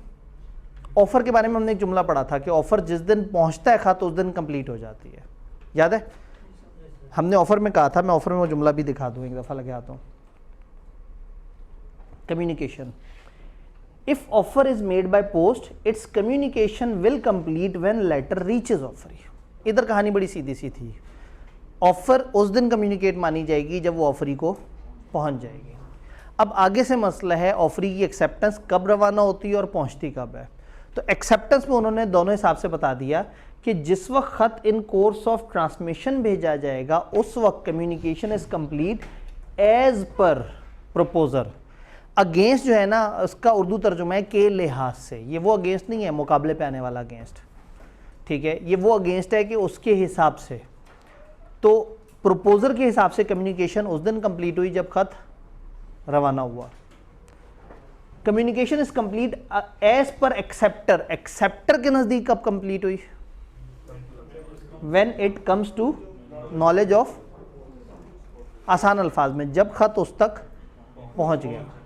तो ये खत रवाना करेगा, वो बाउंड हो जाएगा, उसको खत मिलेगा, ये बाउंड हो जाएगा। इन कोर्स ऑफ ट्रांसमिशन का मतलब बी जब रवाना करे। हाँ बिल्कुल, बी ने जब रवाना करने का प्रोसेस स्टार्ट किया है तो वो इन कोर्स ऑफ ट्रांसमिशन है। ट्रांसमिशन का मतलब है पहुंचाना, कोर्स का मतलब है वो रास्ते में, कोर्स ऑफ ट्रांसमिशन का मतलब है इस वक्त खत अपनी रवानगी के मराहिल में। तो ये बी भेज रहा है। खत भी भेज रहा है, एक्सेप्टेंस का खत भी भेज रहा है। अच्छा, बी को ऑफरी भी कह रहे हैं और ए को ऑफरर भी कह रहे हैं। तो बी खत भेज रहा है तो सामने वाली पार्टी कौन है? ए। और ए का कानूनी नाम क्या है यहाँ? ऑफरर। तो ऑफरर उस दिन बाउंड होगा जब ऑफरी एक्सेप्टेंस का खत रवाना करेगा। और ऑफरी कब बाउंड होगा भला? जब ऑफरर को खत मिल जाएगा। तो इसलिए जिसको मैंने ए और बी कहा, ए बेसिकली ऑफरर है और बी ऑफरी है ना? मजेदारी की बात, फुल घुमनगेरियाँ। अच्छा, ये जो ऑफर है और जो एक्सेप्टेंस है ये रिवोक भी हो सकती होगी। अब थोड़ा सोच के बताएं, ऑफर, इसको भूल जाए, ऑफर आइडियली कब तक रिवोक हो सकती होगी? एक्सेप्टेंस से पहले पहले, ठीक है। अब मजीद सोच के बताएं, एक्सेप्टेंस कब तक रिवोक हो सकती होगी? ए के पास पहुंचने से पहले पहले तक। ऑफर ऑफ एक्सेप्टेंस से पहले पहले हो सकती है, एक्सेप्टेंस स्टार्ट होने से पहले पहले, और एक्सेप्टेंस की कम्युनिकेशन से पहले पहले तक ख़त्म की जा सकती है। अच्छा, ऑफर का डॉक्यूमेंट ए और बी में से किसने रवाना किया था? ए ने। तो ऑफर की रेवोकेशन का डॉक्यूमेंट भी कौन रवाना करेगा? ए। तो ए ने ऑफर भेज दी है, ए अब नहीं चाहता कि उसकी ऑफर वैलिड रहे, तो ए को चाहिए ज़्यादा तेज़ रफ्तार घोड़े से अब उस ऑफर की रेवोकेशन भेज दे। सामने की डायग्राम को बड़े ध्यान से देख के बताएं, ए किस दिन तक अगर ऑफर की मनसूखी भेज दे तो बचत है ए की? 15 सितंबर से पहले, एक्सेप्टेंस से पहले पहले। ए की नज़र में एक्सेप्टेंस किस दिन हो रही है? 15। तो ए को अपना खत उससे पहले पहले पहुंच जाना चाहिए। अच्छा, एक्सेप्टेंस किसने भेजी थी? तो एक्सेप्टेंस की रेवोकेशन कौन भेजेगा? अब सोचें बी कब से पहले पहले भेज दे तो बचत हो जाएगी? 16 नवंबर से पहले। सर वो 7 सितंबर तक नहीं आएगा क्योंकि अब तो 7 सितंबर तक 7 सितंबर तक ऑफर पहुंची है ना, ऑफर पहुंचने पे कोई बाउंड नहीं होता। ऑफर तो बस एक ऑफर थी, आपने सुनी और मुस्कुरा दिए। कानून कब बनेगा, फंसेंगे कब? एक्सेप्टेंस। एक ऑफर चली गई, मीनवाइल दूसरी ऑफर आ गई, तीसरी ऑफर आ गई, कोई मसला नहीं। लेकिन अगर एक ऑफर एक्सेप्ट हो गई ना तो उस ऑफर की मनसूखी नहीं हो सकती। अब वो ऑफर से अगले स्टेप में दाखिल हो चुका, वो कॉन्ट्रैक्ट बन गया। तो अब वो ऑफर ही नहीं रही, वो तो एक प्रॉमिस बन गया, वो तो कॉन्ट्रैक्ट का हिस्सा बन गया। तो ऑफर को एक्सेप्टेंस से पहले पहले रिवोक किया जा सकता है और एक्सेप्टेंस को भी एक्सेप्टेंस से पहले पहले रिवोक किया जा सकता है, लेकिन एक्सेप्टेंस दोनों की अलग अलग है। ऑफरर के नज़दीक एक्सेप्टेंस किस दिन हो रही है? जिस दिन खत रवाना हुआ। तो ऑफर अपना ऑफर की मनसूखी का डॉक्यूमेंट ऑफरर उस डेट से पहले पहले अगर भेजेगा तो बचत है उसकी। और एक्सेप्टेंस वाले के नज़दीक किस दिन कम्युनिकेट हुई है फाइनल? 16 नवंबर। तो एक्सेप्टेंस वाला अगर अपनी एक्सेप्टेंस को रोकना चाहता है तो 16 से पहले एक और तेज़ रफ्तार घोड़े से उसको रोक दे।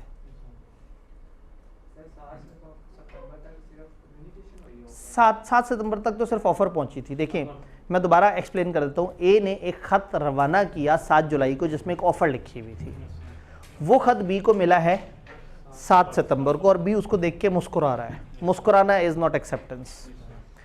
बी ने कुछ एक्शंस वगैरह किए और उसके बाद अपनी एक्सेप्टेंस का जवाब रवाना किया है 15 सितंबर को। तो इस दौरान कॉन्ट्रैक्ट नहीं बना हुआ, सिर्फ ऑफर पहुंची हुई है। अगर इस दौरान ऑफर की रेवोकेशन हो जाए तो ओके है, ठीक।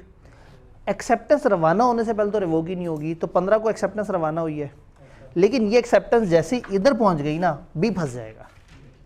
तो फिर बी बेचारे के पास मैक्सिमम टाइम कितने हैं, 16 नवंबर से पीछे पीछे। अगर बहुत ही ज़्यादा भूल जाए ना पेपर में, तो आपने देखना है, एक रूल ध्यान में रखना है, उस बंदे की नज़र में एक्सेप्टेंस जिस दिन हो रही है ना, उससे पीछे पीछे रेवोकेशन हो सकती है। उस बंदे की नज़र में, उस कौन है वो बाद में बात करेंगे, जुमला ध्यान में है, उस बंदे की नज़र में जिस दिन एक्सेप्टेंस हो रही है वो बंदा अपना डॉक्यूमेंट उस दिन से पहले रिवोक कर सकता है। मैंने क्या जुमला बोला, कोई रिपीट करेगा? उस बंदे की नज़र में एक्सेप्टेंस जिस दिन कम्युनिकेट हो रही है वो उस दिन से पहले पहले अपना कागज़ रिवोक कर सकता है। अब ये उसमें ऑफरर को डाल दें। ऑफरर का कागज़ क्या है? ऑफर। तो ऑफर की रेवोकेशन, तो ऑफर की रेवोकेशन उस दिन तक कर सकता है जब उस ऑफरर के नज़दीक एक्सेप्टेंस कंप्लीट हुई है। और ऑफरर के नज़दीक एक्सेप्टेंस किस दिन हुई है?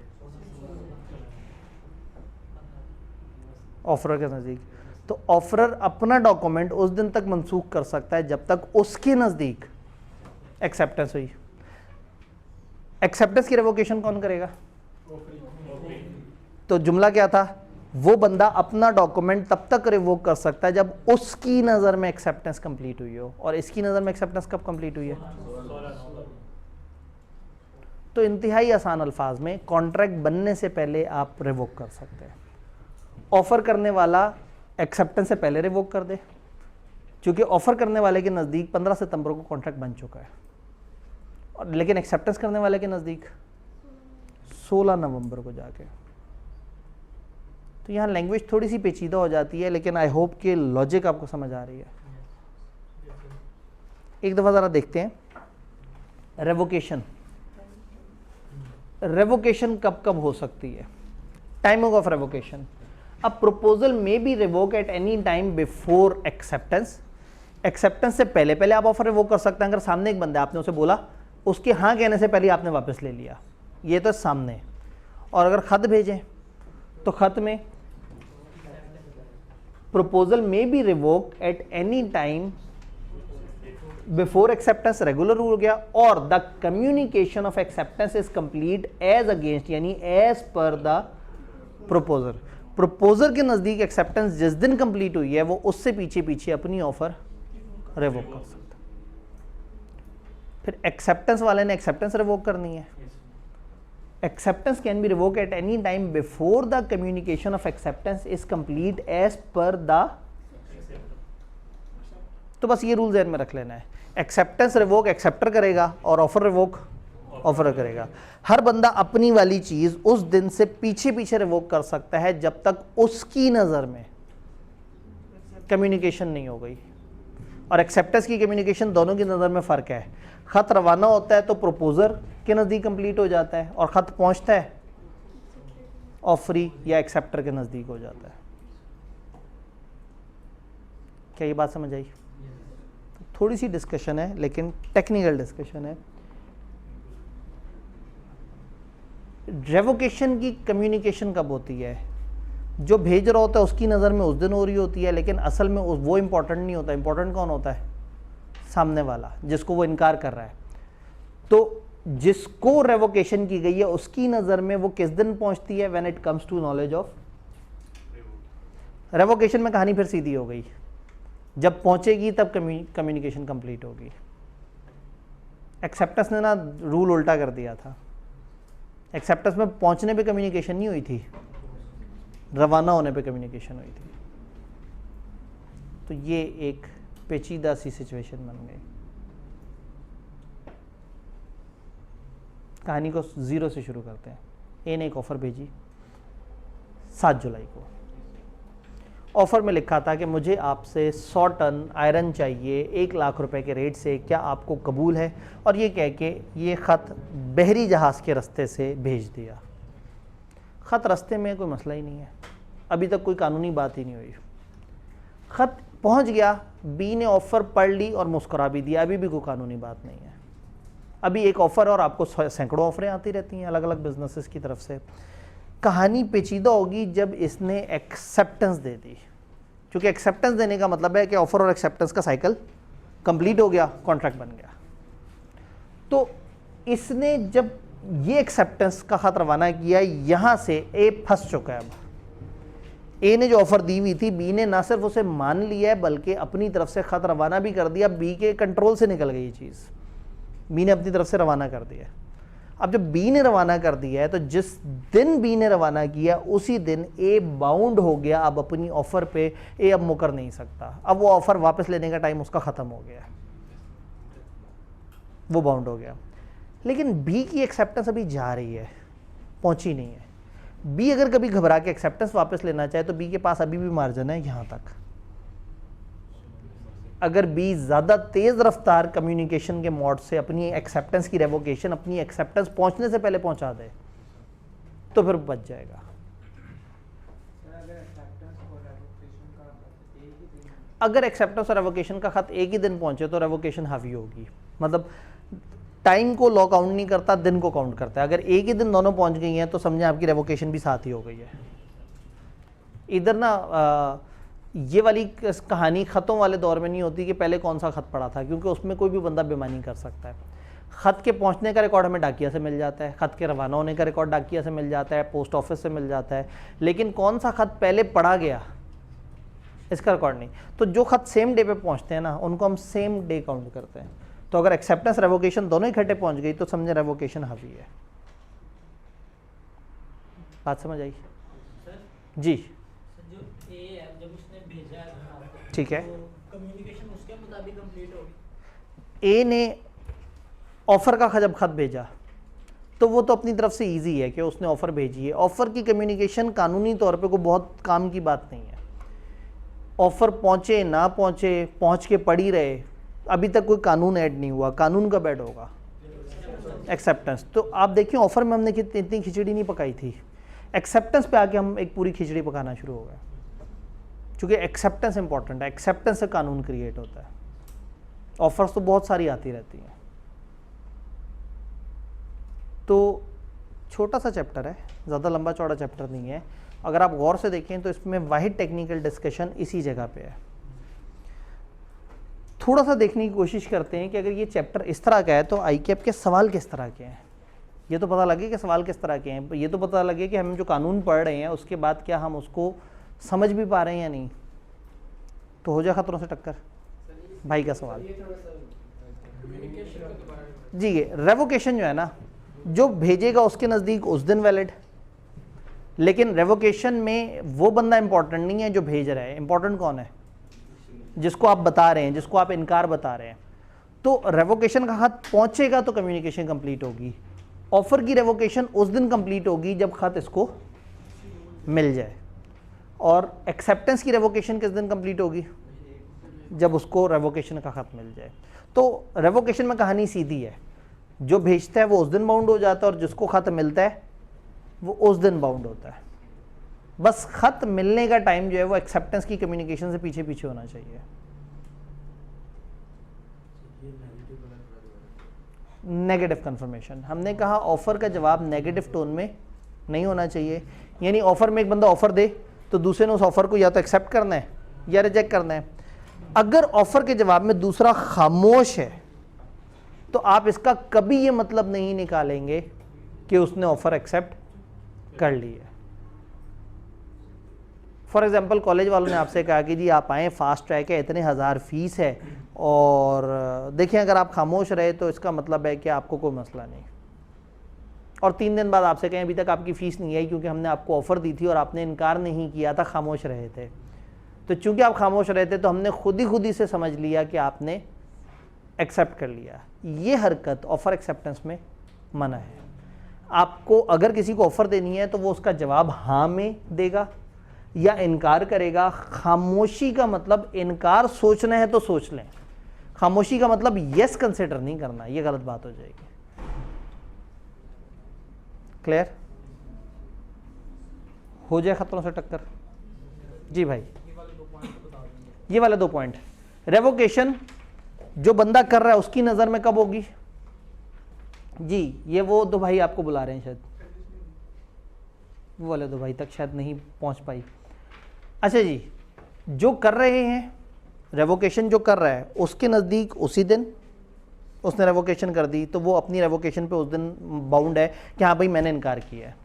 लेकिन इस वक्त इनकार करने वाला इंपॉर्टेंट नहीं है, जिसको इनकार कर रहे हैं उस तक टाइम से पहुंचना ज़रूरी नहीं। घर बैठे बैठे कह दे मैं अपनी ऑफ़र वापस लेता हूँ, ये तो मज़े की बात नहीं है। तो ऑफ़र की रेवोकेशन जिस दिन करेंगे आपकी नज़र में उसी दिन कंप्लीट हो गया, लेकिन सामने वाले की नज़र में किस दिन कंप्लीट होगा? जब उसको खत पहुंचेगा। तो टेक्निकली हम ये कह रहे हैं कि जो पर्सन कर रहा है हु मेक्स इट, जब वो कोर्स ऑफ ट्रांसमिशन में भेज देगा वो उस दिन बाउंड हो जाएगा। लेकिन जिसको भेज रहा है वो किस दिन बाउंड होगा? जिस दिन खत पहुंचेगा। तो कहानी फिर से सीधी हो गई। याद है ऑफर में भी खत पहुंचने पे कम्युनिकेशन होती थी, रेवोकेशन पे भी खत पहुंचने पे कम्युनिकेशन होगी, लेकिन एक्सेप्टेंस पे खत रवाना होने पे कम्युनिकेशन हो गई। तो एक्सेप्टेंस में मैंने आपको उसकी लीगल वजह बताई है कि क्या प्रॉब्लम थी जिस वजह से खत रवाना होने पे बाउंड हो जाते थे। जी तो एक्सेप्टेंस आज हमने पढ़ना कम था, लेकिन चूंकि टेक्निकल चीज़ें थी, थोड़ा सा एक दफ़ा पास पेपर देखते हैं, थोड़ा उससे एक आइडिया डेवलप हो कि इस चैप्टर से अभी तक सवाल किस तरह से आते रहे हैं। 2009 से लेके अब तक के जितने सवाल आए हुए हैं वो हम सामने उसको देख लेंगे। एक आध सवाल जो कि रीसेंट अटैम्प्ट का होता है उसको हम मॉक के तौर पे छोड़ते हैं ताकि जो है आप प्रैक्टिस करें, तो वो सवाल आपके लिए एक अनदेखा सवाल हो।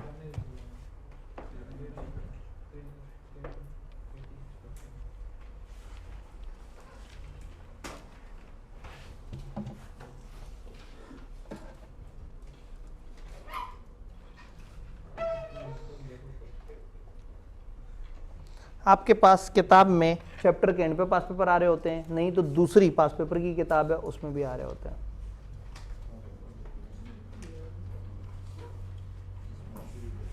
रफली देखते हैं, ये डिसेंडिंग ऑर्डर में आपके पास सबसे पहला सवाल लेटेस्ट अटेम्प्ट का है, उससे पीछे, तो मैं इस वक्त रिवर्स ऑर्डर में आ रहा हूँ, पुराने सवालों से नए सवालों की तरफ। थोड़ा सा देखने की कोशिश करते हैं कि आईकैप सवाल पूछ किस तरह से रहा है। इस चैप्टर से इस हैंडआउट के मुताबिक 11, और आपके पास जो प्रिंटेड किताब है उसमें भी 11 आ रहे हैं। ठीक है जी, 11 सवाल आए हुए हैं 2009 से लेके अब तक इस चैप्टर से।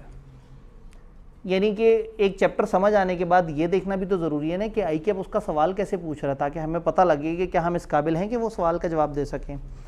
पहला सवाल, define acceptance. When is an acceptance consider valid under contract act. Acceptance को डिफाइन करें और बताएं एक्सेप्टेंस कब वैलिड मानी जाएगी। तो एक्सेप्टेंस की छोटी सी डेफिनेशन दी, अब ज़रा सोच के बताएं एक्सेप्टेंस वैलिड कब होगी? जब उसके एसेंशियल्स पूरे हों। यानी वो जो आपने एक लिस्ट देखी है, तो अगर आप गौर से देखें तो 7 नंबर का क्रैमिंग का सवाल, कि एक सफ़े पे लिखी हुई चीज़ें आप उठा के लिख दें और 7 नंबर ले जाएं। एक स्टेप ऊपर आते हैं, प्योर रट्टे वाला सवाल था, कोई लॉजिक कोई उस तरह की साइंस नहीं थी। What is time limit after which a proposal cannot be revoked? एक proposal को किस टाइम के बाद रिवोक नहीं कर सकते? प्रपोजर की नजदीक एक्सेप्टेंस की कम्युनिकेशन से पहले प्रपोजर के नजदीक एक्सेप्टेंस की कम्युनिकेशन से पहले तक वो रिवोक कर सकता है, उसके बाद रिवोक नहीं कर सकता। ऊपर 4 नंबर का सवाल, how and on what grounds a proposal stand revoked. एक प्रपोजल खत्म कैसे हो सकता है, एक ऑफर कैसे खत्म हो सकती है। आपने लंबे चौड़े से तरीके पढ़े हुए लैब्स के, सीधा सा पूछा है।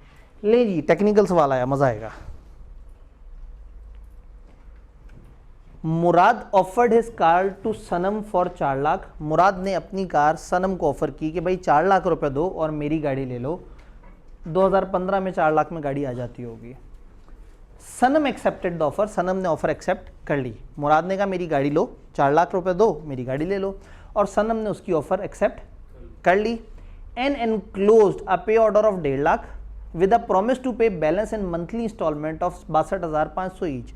1.5 लाख का पे ऑर्डर भेज दिया और साथ में वादा कर लिया कि अब मैं महीने के महीने किस्तें देती रहूंगी, तो क्या ये एक वैलिड कॉन्ट्रैक्ट है? हम कहेंगे नहीं, ये वैलिड कॉन्ट्रैक्ट नहीं है। क्यों नहीं है वैलिड कॉन्ट्रैक्ट? एब्सोल्यूट और अनकंडीशनल नहीं है। ऑफर ने कहा ये 4 लाख की गाड़ी लेनी है, वो कहती हाँ लेनी है, कहानी खत्म। ये जो उसने खुद ही से 1.5 लाख की डाउन पेमेंट कर दी और बाकी की किस्तें करा ली, खुद ही से कंडीशंस ऐड कर दी, ये काउंटर ऑफर है। इसका मतलब है ये कॉन्ट्रैक्ट वैलिड नहीं है। बात समझ रहे हैं कि लॉजिकल सवाल किस तरह से आता है? आपके पढ़े हुए एक रूल की बेस पे वो एक सिचुएशन क्रिएट करते हैं, उस सिचुएशन में देखते हैं कि क्या आप उस सिचुएशन को देख के समझ पा रहे हैं कि क्या हो रहा है। एक स्टेप ऊपर चलते हैं। ये तो बड़ी मज़ेदारी वाली बात आ गई।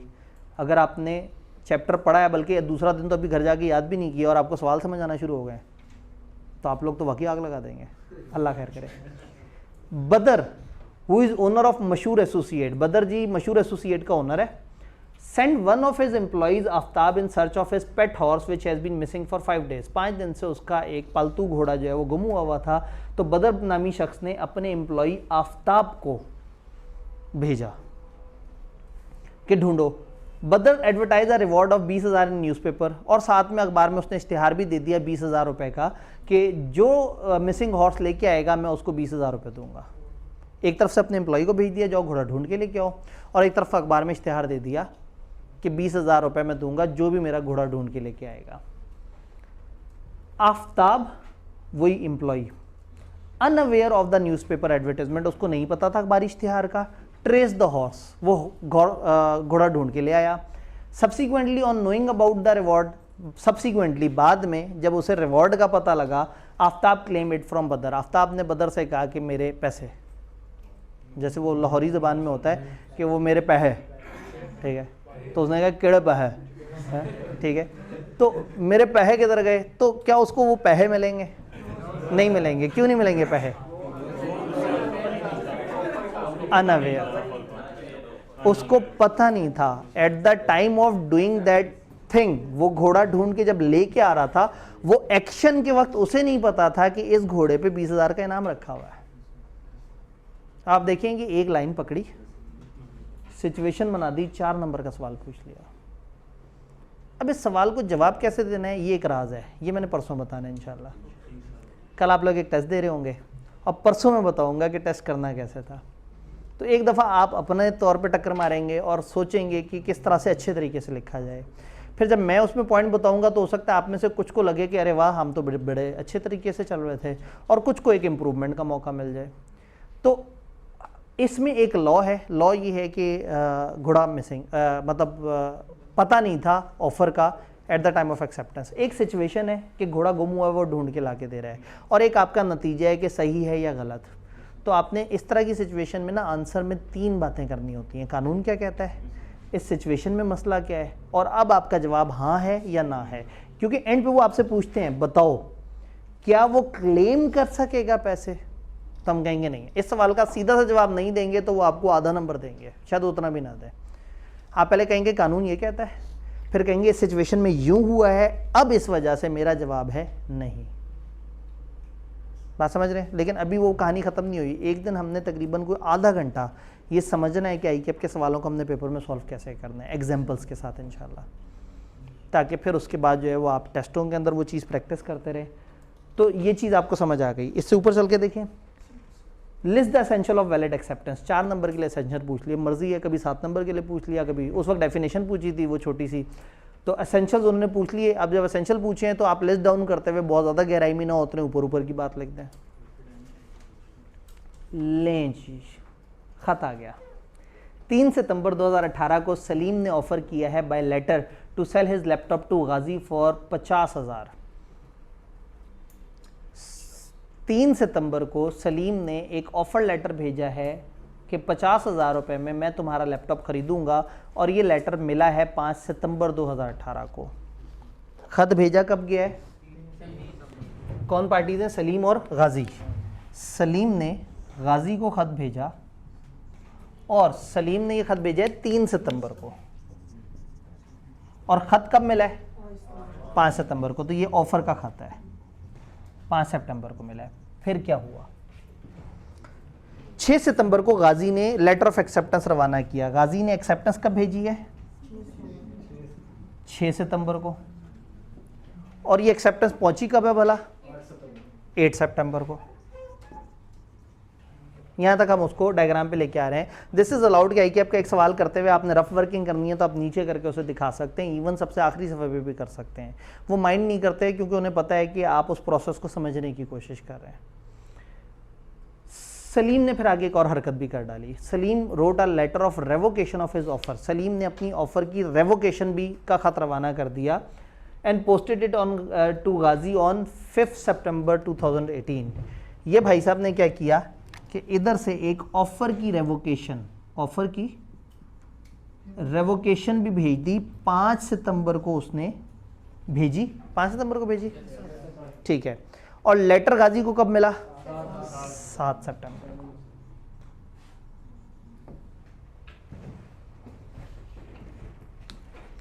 सवाल को इग्नोर करते हैं।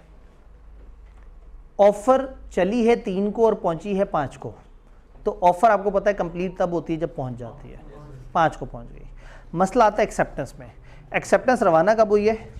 6 को, और पहुंची कब है? 8 को। तो इसने जिस वक्त खत रवाना किया तो बाउंड कौन हुआ होगा भला? सलीम। हमारे एग्जांपल में अब ए बी नहीं है, सलीम है। और गाजी किस दिन बाउंड होगा भला? 8 सितंबर। तो सलीम ने अगर ऑफर भेजी है तो ये ऑफर की रेवोकेशन अपने बाउंड होने से पहले भेज सकता है। और ये बाउंड किस दिन हुआ है? 6 को। तो इसका रेवोकेशन 6 या उससे पहले पहुंचता तो बचत थी। इसकी रेवोकेशन अब पहुंची है, तो इसका मतलब है कि अब रेवोकेशन का फायदा नहीं रहा। बात समझ आई?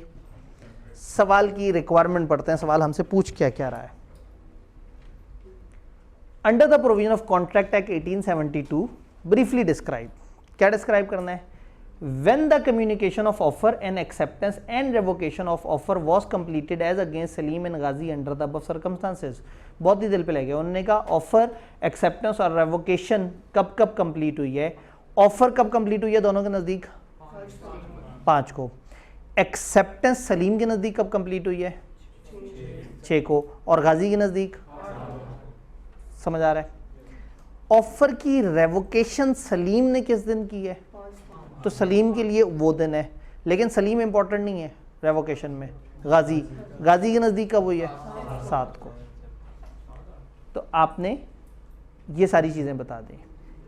Second part, whether a binding contract was created between Salim and Ghazi. शायद आप जज्बाती हो के पहले नो कह दें। सवाल ये नहीं पूछा कि बताओ रेवोकेशन ठीक है या नहीं। सवाल क्या है? कॉन्ट्रैक्ट बाइंडिंग है या नहीं। अगर रेवोकेशन पहले पहुंच जाती तो कॉन्ट्रैक्ट फारिग था, लेकिन चूंकि रेवोकेशन बाद में आई और कॉन्ट्रैक्ट पहले बन गया था, तो एक बाइंडिंग कॉन्ट्रैक्ट सलीम और गाजी के बीच में है। आंसर कैसे करेंगे मैंने आपको बताया कि हम डिटेल से विद एग्जांपल देखेंगे, लेकिन ये एक टेक्निकल सवाल समझ आया।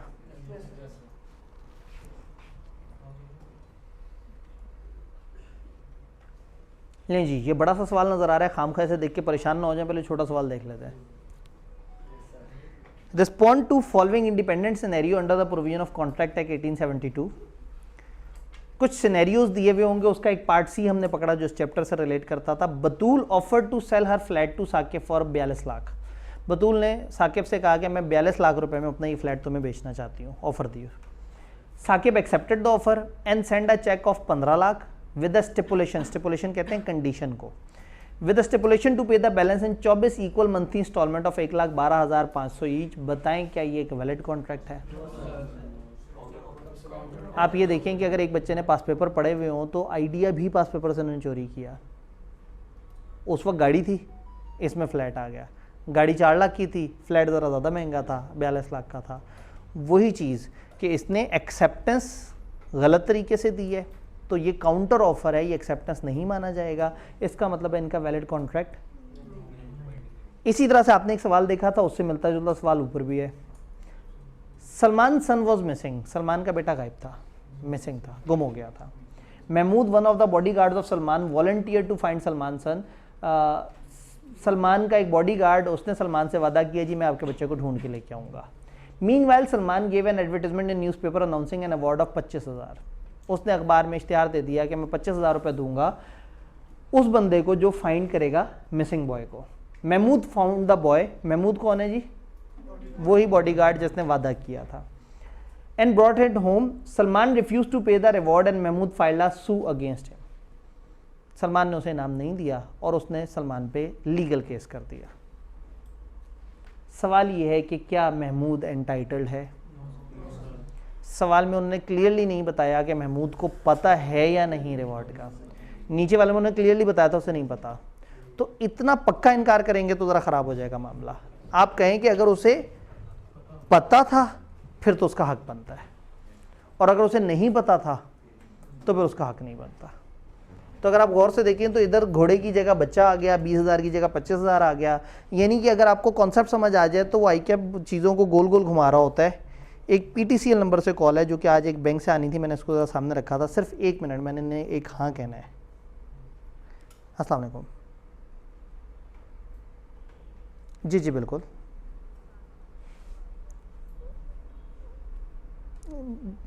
जी जी बिल्कुल, कैश का चेक है, कर दें इसे प्रोसेस। थैंक। मुझे टीम ने बताया हुआ था कि वो एक चेक प्रोसेस होने गया, वो एक ख़ास अमाउंट से ऊपर ना कंफर्मेशन लेते हैं, तो इसलिए मैंने इसे सामने रखा हुआ था ताकि वो कॉल मिस ना हो। लें जी, वापस इधर आते हैं। ये महमूद और सलमान और ये सारी बात समझ आई। इसका मतलब है ये सिर्फ किरदार है, कभी महमूद, कभी सलमान, कभी गाजी, कभी सलीम। असल में कॉन्सेप्ट अगर आपको आता हो तो जो मर्जी किरदार आ जाए आप फड़का फड़कू के रख देंगे। थोड़ा सा ऊपर चलते हैं, नीचे हमने एक बड़ा सवाल छोड़ा हुआ भी है। इसका पार्ट ए क्या था? Under the provision of contract act 1872 list the essentials of valid acceptance. Valid acceptance का एसेंशियल 4 नंबर के लिए पूछे। ऊपर वाला सवाल देखें या नीचे वाला सवाल?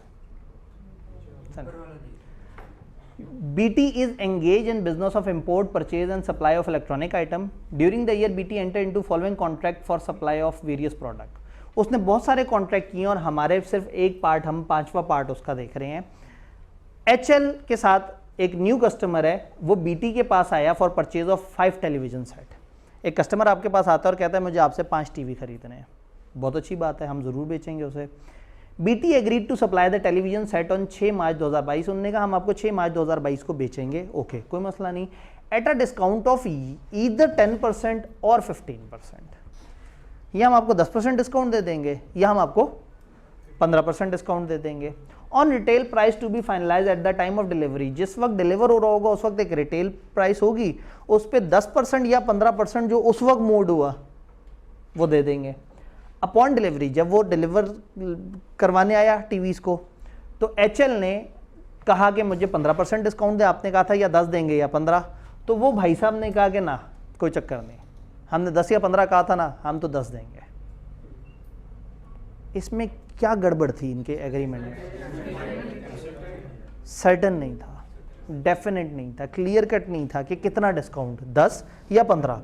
जब इस तरह का कंटिंजेंट रख लेंगे, इस तरह का डाउटफुल रख लेंगे, इस तरह के उसमें इबाम रख लेंगे, तो फिर मामला ख़राब हो जाएगा। तो खूबसूरत बात यह है कि वो अब आपसे पूछ रहे हैं बताएं क्या आप उसको लायबल कर सकते हैं ब्रीच ऑफ कॉन्ट्रैक्ट के लिए। तो हम यहाँ कहेंगे भाईजान केड़ा कॉन्ट्रैक्ट बना ही नहीं था, कॉन्ट्रैक्ट आपकी ऑफर ही थकी हुई थी, ऑफर में सर्टेनिटी ही नहीं थी। ऑफर सर्टन और डेफिनेट होती तो कॉन्ट्रैक्ट क्रिएट होता, कॉन्ट्रैक्ट क्रिएट ही नहीं हुआ तो क्या बात करते हैं। बात समझ रहे हैं कि ये चैप्टर हमने याद कैसे करना है। और फिर ये अगर आप देखें तो 2 तरह की चीज़ें रट्टे में नजर आई हमें। एक वो लिस्ट की ऑफर रिवोक कैसे होती है, और एक वो लिस्ट जो एसेंशियल थे। तो जहाँ लिस्ट नजर आए वहाँ से वो रट्टे वाला सवाल भी पूछ सकते हैं। और क्या करते हैं, बीच में से एक थीम पकड़ते हैं, एक लॉ, एक से वो कानून को देखते हैं और उसके ऊपर एक सिचुएशन बना देते हैं। तो इसका सवाल एक पहेली की तरह से है, जिसने पढ़ा हुआ और याद किया हुआ उसको मज़ा आएगा, जैसे वो पजल सॉल्व कर रहा है। बस प्रॉब्लम ये है कि इंग्लिश में सॉल्व करना है, यहाँ पे थोड़ा सा पेचीदगी ऐड हो जाती है अपने अल्फाज में, तो वो उसमें चीज़ें कवर होती हैं। लें जी, वो एक सवाल हमने पीछे स्किप किया था।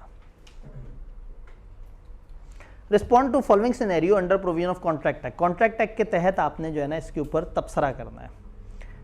Ahmad being interested in purchasing Adil's DHA property send him this letter on 1 मार्च 2019। अहमद आदिल की डीएचए की प्रॉपर्टी खरीदने में इंटरेस्टेड था, उसने खत भेजा उसे कौन सी तारीख को, 1 मार्च 2019 को। I have heard that you are selling your DHA property, सुना है कि आप अपनी डीएचए की प्रॉपर्टी बेच रहे हैं। अब ये खत पूरा आपको पढ़ के सुना रहे हैं कि खत में क्या लिखा हुआ है। I am very much interested in purchasing it, मेरा बड़ा दिल करता है कि मैं आपकी प्रॉपर्टी परचेज करूं। Will you please consider selling the same to me, क्या आप सोचेंगे इस बारे में कि आप मुझे प्रॉपर्टी बेचें। What is the highest price you have been offered so far, अभी तक आपको सबसे बड़ी कीमत क्या लगी है। ऐसा मतलब अब बातें चल रही हैं शुगल मिला कि अच्छा क्या और सुनाओ क्या हाल है, प्रॉपर्टी कितने की चल रही है, मेरा भी बड़ा दिल करता है तुम्हारी प्रॉपर्टी का, वो अच्छा बताओ तुम्हारे पास क्या क्या ऑफरें आई हुई हैं, मतलब अभी बातचीत हो रही है। आदिल ने रिप्लाई किया कि मुझे अभी तक हाईएस्ट जो कोट आया है वो 35 मिलियन का आया है, मुझे 3.5 करोड़ का अभी तक सबसे बड़ा रेट लगा है। Ahmed replied I agree to buy your DHA property for 36 million, मैं तुम्हारी प्रॉपर्टी 36 मिलियन में खरीदने पे तैयार हूँ।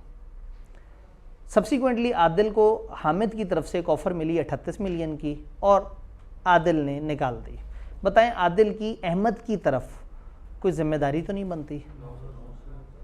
क्यों, देखिए उसने तो कह दिया था मैं 36 मिलियन में खरीद लूँगा, एक्सेप्टेंस नहीं हुई थी। पीछे तो इनविटेशन टू ऑफर टाइप की चीज़ें चल रही थी ना कि हाँ भाई तुम्हारा क्या मूड है, मेरा दिल करता तुम्हारी प्रॉपर्टी खरीदूँ, अच्छा तुम क्या कर रहे हो, प्रॉपर्टी का रेट क्या चल रहा है, मार्केट में क्या आवाज़ें हैं, अभी तक तो बातें चल रही थी। पहली दफ़ा उसने 36 मिलियन की आवाज़ एक्सप्रेसली लगाई थी कि अच्छा मैं 36 मिलियन में तुम्हारी प्रॉपर्टी खरीदना चाहता हूँ, तो उसने जो हरकत की थी वो ऑफ़र थी और ये भाई साहब ने उस ऑफ़र का जवाब नहीं दिया था, और जब इसने जवाब नहीं दिया तो ये बिल्कुल भी बाउंड नहीं है। उसको एक ऑफ़र 38 मिलियन की मिली, उसने उसके साथ डील कर लिया। तो अगेन इसका मतलब है कि ये सिचुएशन पढ़ के आपने ये बीच में समझा कि ये अभी ऑफ़र पूरी हुई ही नहीं है। तो एक छोटा सा चैप्टर जो कि सबसे पहले आपको बताता है कि कॉन्ट्रैक्ट किसे कहते हैं। पहले हम प्रॉमिस को समझते हैं, फिर एग्रीमेंट को समझते हैं, फिर कॉन्ट्रैक्ट को समझते हैं, फिर उसके बाद हम वर्ड ऑफर की डेफिनेशन पकड़ के और फिर उसके कुछ एसेंशियल्स देखते हैं जो कि आसान एसेंशियल्स हैं। फिर उसके बाद नेक्स्ट डे आता है और फिर हम समझते हैं कि एक्सेप्टेंस क्या है, फिर एक्सेप्टेंस की पेचीदगियों को समझते हैं। इस पूरे चैप्टर में जो टेक्निकल बात हमने पढ़ी, एक ऑफर की डेफिनेशन थोड़ी ट्रिकी थी, वो आपने याद कर लिया। दूसरी टेक्निकल बात ये आई कि जब ख़त भेजे जा रहे होते हैं तो ऑफ़र तक भी कहानी सीधी और रेवोकेशन की कहानी भी सीधी है, लेकिन एक्सेप्टेंस की कहानी उलट हो जाती है। ख़त ये भेजता है और बाउंड हो जाता है सामने वाला, और सामने वाले को ख़त पहुंचता है तो बाउंड हो जाता है। तो अगर आप गौर से देखें तो मैंने एक डायगोनल बनाने की कोशिश की है, ये आपने जहन में रखना है। इस दिन वो बाउंड हो रहा है और उस दिन ये बाउंड हो रहा है। एक्सेप्टेंस में उलट हो जाएगा। रेवोकेशन में फिर सीधा है, रेवोकेशन जब पहुंचेगी, जिसको जब पहुंचेगी वो उस वक्त उसके लिए बाउंड होगा। तो एक्सेप्टेंस कब कंप्लीट होती है? Acceptance is complete as per प्रोपोजर, जब खत रवाना होता है, when it is put in course of transfer. और acceptance is complete as per acceptor when it comes to knowledge of offerer, जब उसके नॉलेज में आ जाता है, या आसान अल्फाज में जब ख़त पहुंच जाता है। तो आज हमने ख़तों के कुछ रूल्स पढ़े, हमने इस चैप्टर को, इसमें थोड़ा सा एरिया रह गया था, ख़त्म किया, और ख़त्म करते साथ ही हमने 100% पास पेपर भी देख डाले। तो मज़े की बात यह है कि हमें हौसला हो गया कि जो हम पढ़ रहे हैं, नंबर 1 वो हमें समझ आ रहा है, और नंबर 2 जो पढ़ा है उसमें ICAP ने आज तक जितने सवाल पूछे, यानी पिछले 12, 13, 14 साल में उन्होंने जितना कुछ भी इस चैप्टर से रिलेटेड पूछा, हमें वो हर सवाल समझ आ गया। सिर्फ प्रॉब्लम ये है कि जब हम लिख रहे होंगे तो क्या हम उतना अच्छा लिख रहे होंगे जो ICAP को पसंद आ जाए। लिखने की प्रैक्टिस अभी एकदम से ही, मतलब पहले ही दिन से ही अगर हम जज्बाती हो के बिल्कुल ही उसमें बहुत ज़्यादा प्रैक्टिस शुरू कर दें तो वो सही नहीं है। लेकिन अब कल आपका पहला टेस्ट भी आ गया। आपको पता है इसमें तो हमने टेस्ट बहुत ज़्यादा रखे हुए थे, तो बस वो शुरू वाला हल्ले गुल्ले वाला टाइम ख़त्म हो गया। तो कल क्लास से इमीडिएट पहले यहीं क्लास में आप आएँ, 1 घंटा टेस्ट का टाइम, ठीक है, 2:15 बजे। ठीक है, 2:15 से 3:15 यहाँ पे टेस्ट कंडक्ट हो, आप यहाँ पे आके बैठे हुए हो, आपको क्वेश्चन पेपर मिले, आपको आंसर शीट मिले। जी कल क्लास भी है, किस वक्त से किस वक्त तक? वो चलें एक काम करते हैं, हम क्लास में एक ऑफिशियल टाइम पे उसको कंडक्ट कर लेते हैं, और अगर क्लास से हट के कोई छुट्टी के बाद फिर आत्मा में अगले दिन का भी वजन आपके दिमाग में पड़ा हुआ होगा। 4:15 के बाद है भाईजान, 5:15 पे तो क्लास खत्म होती है। अगर 5:15 के बाद आप लोग इजी हैं, क्योंकि 5:15 के बाद फिर मगरिब, और मगरिब के बाद आप लोग तो पहले ही टेस्ट पे परेशान हो गए। नहीं तो 1 मिनट, 2:15 से 3:15 कितने लोगों को क्लैश मतलब जिनका क्लैश है कि उस टाइम पे कोई ना कोई क्लास चल रही है, तो तकरीबन 3 से 4 ऐसे लोग हैं, बल्कि 3 जो हाँ। तो अब ये है कि फिर ये वाले स्टूडेंट क्लास के फिर बाद में दे दें, इस तरह से कर लें। फिर उसमें क्या होगा कि आप उतना रेगुलेटेड नहीं होंगे, जैसे होता है ना कि बाकी लोग क्लास में एक डेफिनेट टाइम पे बैठे हुए हैं, एक इन्विजिलेटर बैठा हुआ है जो इससे हट के किसी टाइम पे कर रहे होंगे, वो फिर आपको इंतज़ामिया जो है वो फिर टेस्ट दे देगी, और आप उसको किसी किनारे पे बैठ के कॉलेज के अपने तौर पे जो है वो सीरियस होके उसको अटेम्प्ट करके और दे रहे होंगे। क्योंकि इस वक्त मेरा नहीं ख्याल कि आप नकल मार के मेरे सामने एफिशिएंसी दिखाने की कोशिश करेंगे कि सर खुश हो जाए। अब तो आप अपने लिए कर रहे हैं जो भी कर रहे हैं। तो 2:15 बजे टेस्ट का टाइम यहाँ पे अगर आप क्लास के टाइम पे दें, क्लास से हट के अगर आपने देना हो तो फिर आप जो है वो किसी भी टाइम पे आके, फिर आपको असल में भी फैसिलिटेशन का भी डिपार्टमेंट नहीं है, फिर शायद फ्रंट ऑफिस से ही पूछना पड़ेगा। फ्रंट ऑफिस भाई मेरी तरफ गुस्से से देख रहे हैं, तो फिर फ्रंट ऑफिस से जो है वो टेस्ट कलेक्ट करना होगा, या ये तब तक कोई ना कोई डिपार्टमेंट एलोकेट कर चुके होंगे, उनसे टेस्ट कलेक्ट करके और किसी भी जगह पे बैठ के, पीछे आपको पता है स्टडी रूम है, बच्चे वहाँ पे जाके आप पढ़ने के बारे में सोच भी रहे होते हैं, ठीक है, और पढ़ भी रहे होते हैं, ठीक है। ये कुछ लोगों ने कहा कि नहीं सर हम पढ़ रहे होते हैं, तो आप वहाँ बैठ के भी दे सकते हैं। लेकिन 2:15 से 3:15 हम क्लास वाले टाइम पे यहाँ पे, टेक्स्ट की क्लास हमारी ख़त्म हो जाती है ना, तब तक 1:30 बजे ख़त्म हो जाती है, ज़्यादा भी जाए तो 2 बजे तक जाएगी सर, अगर जज्बाती हो जाए, ठीक है। वो पहले 2-2.5 घंटे की है, ठीक है। तो वो 2:15 से 3:15 फिर इस क्लास से इमीडिएट पहले यहाँ पे टेस्ट हो रहा होगा इंशाल्लाह, उसमें आप लोग आएँ, और फिर उसके बाद हम उससे आगे पढ़ रहे होंगे। और कल मैं आपको नहीं बताऊँगा कि हमने लिखना कैसे, वो मैंने आपको बताना है परसों इंशाल्लाह। तो हमारे 2 दिन ख़त्म हो गए, अब सिर्फ 18 दिन रह गए, और सिर्फ 17 चैप्टर रह गए, सिर्फ 18 दिन और सिर्फ 17 चैप्टर। जी टेस्ट तकरीबन को 31 नंबर के आसपास, मुनासिब सा 1 घंटे या लेस देन 1 घंटे का, ठीक है जी। थोड़े से MCQs भी 3-4, 4-5, ठीक है जी। इंशाल्लाह ताला मिलते हैं। घर जाके लिखना भूलना नहीं है, एक भी दिन आप पीछे रह गए ना फिर वापस नहीं आ सकेंगे।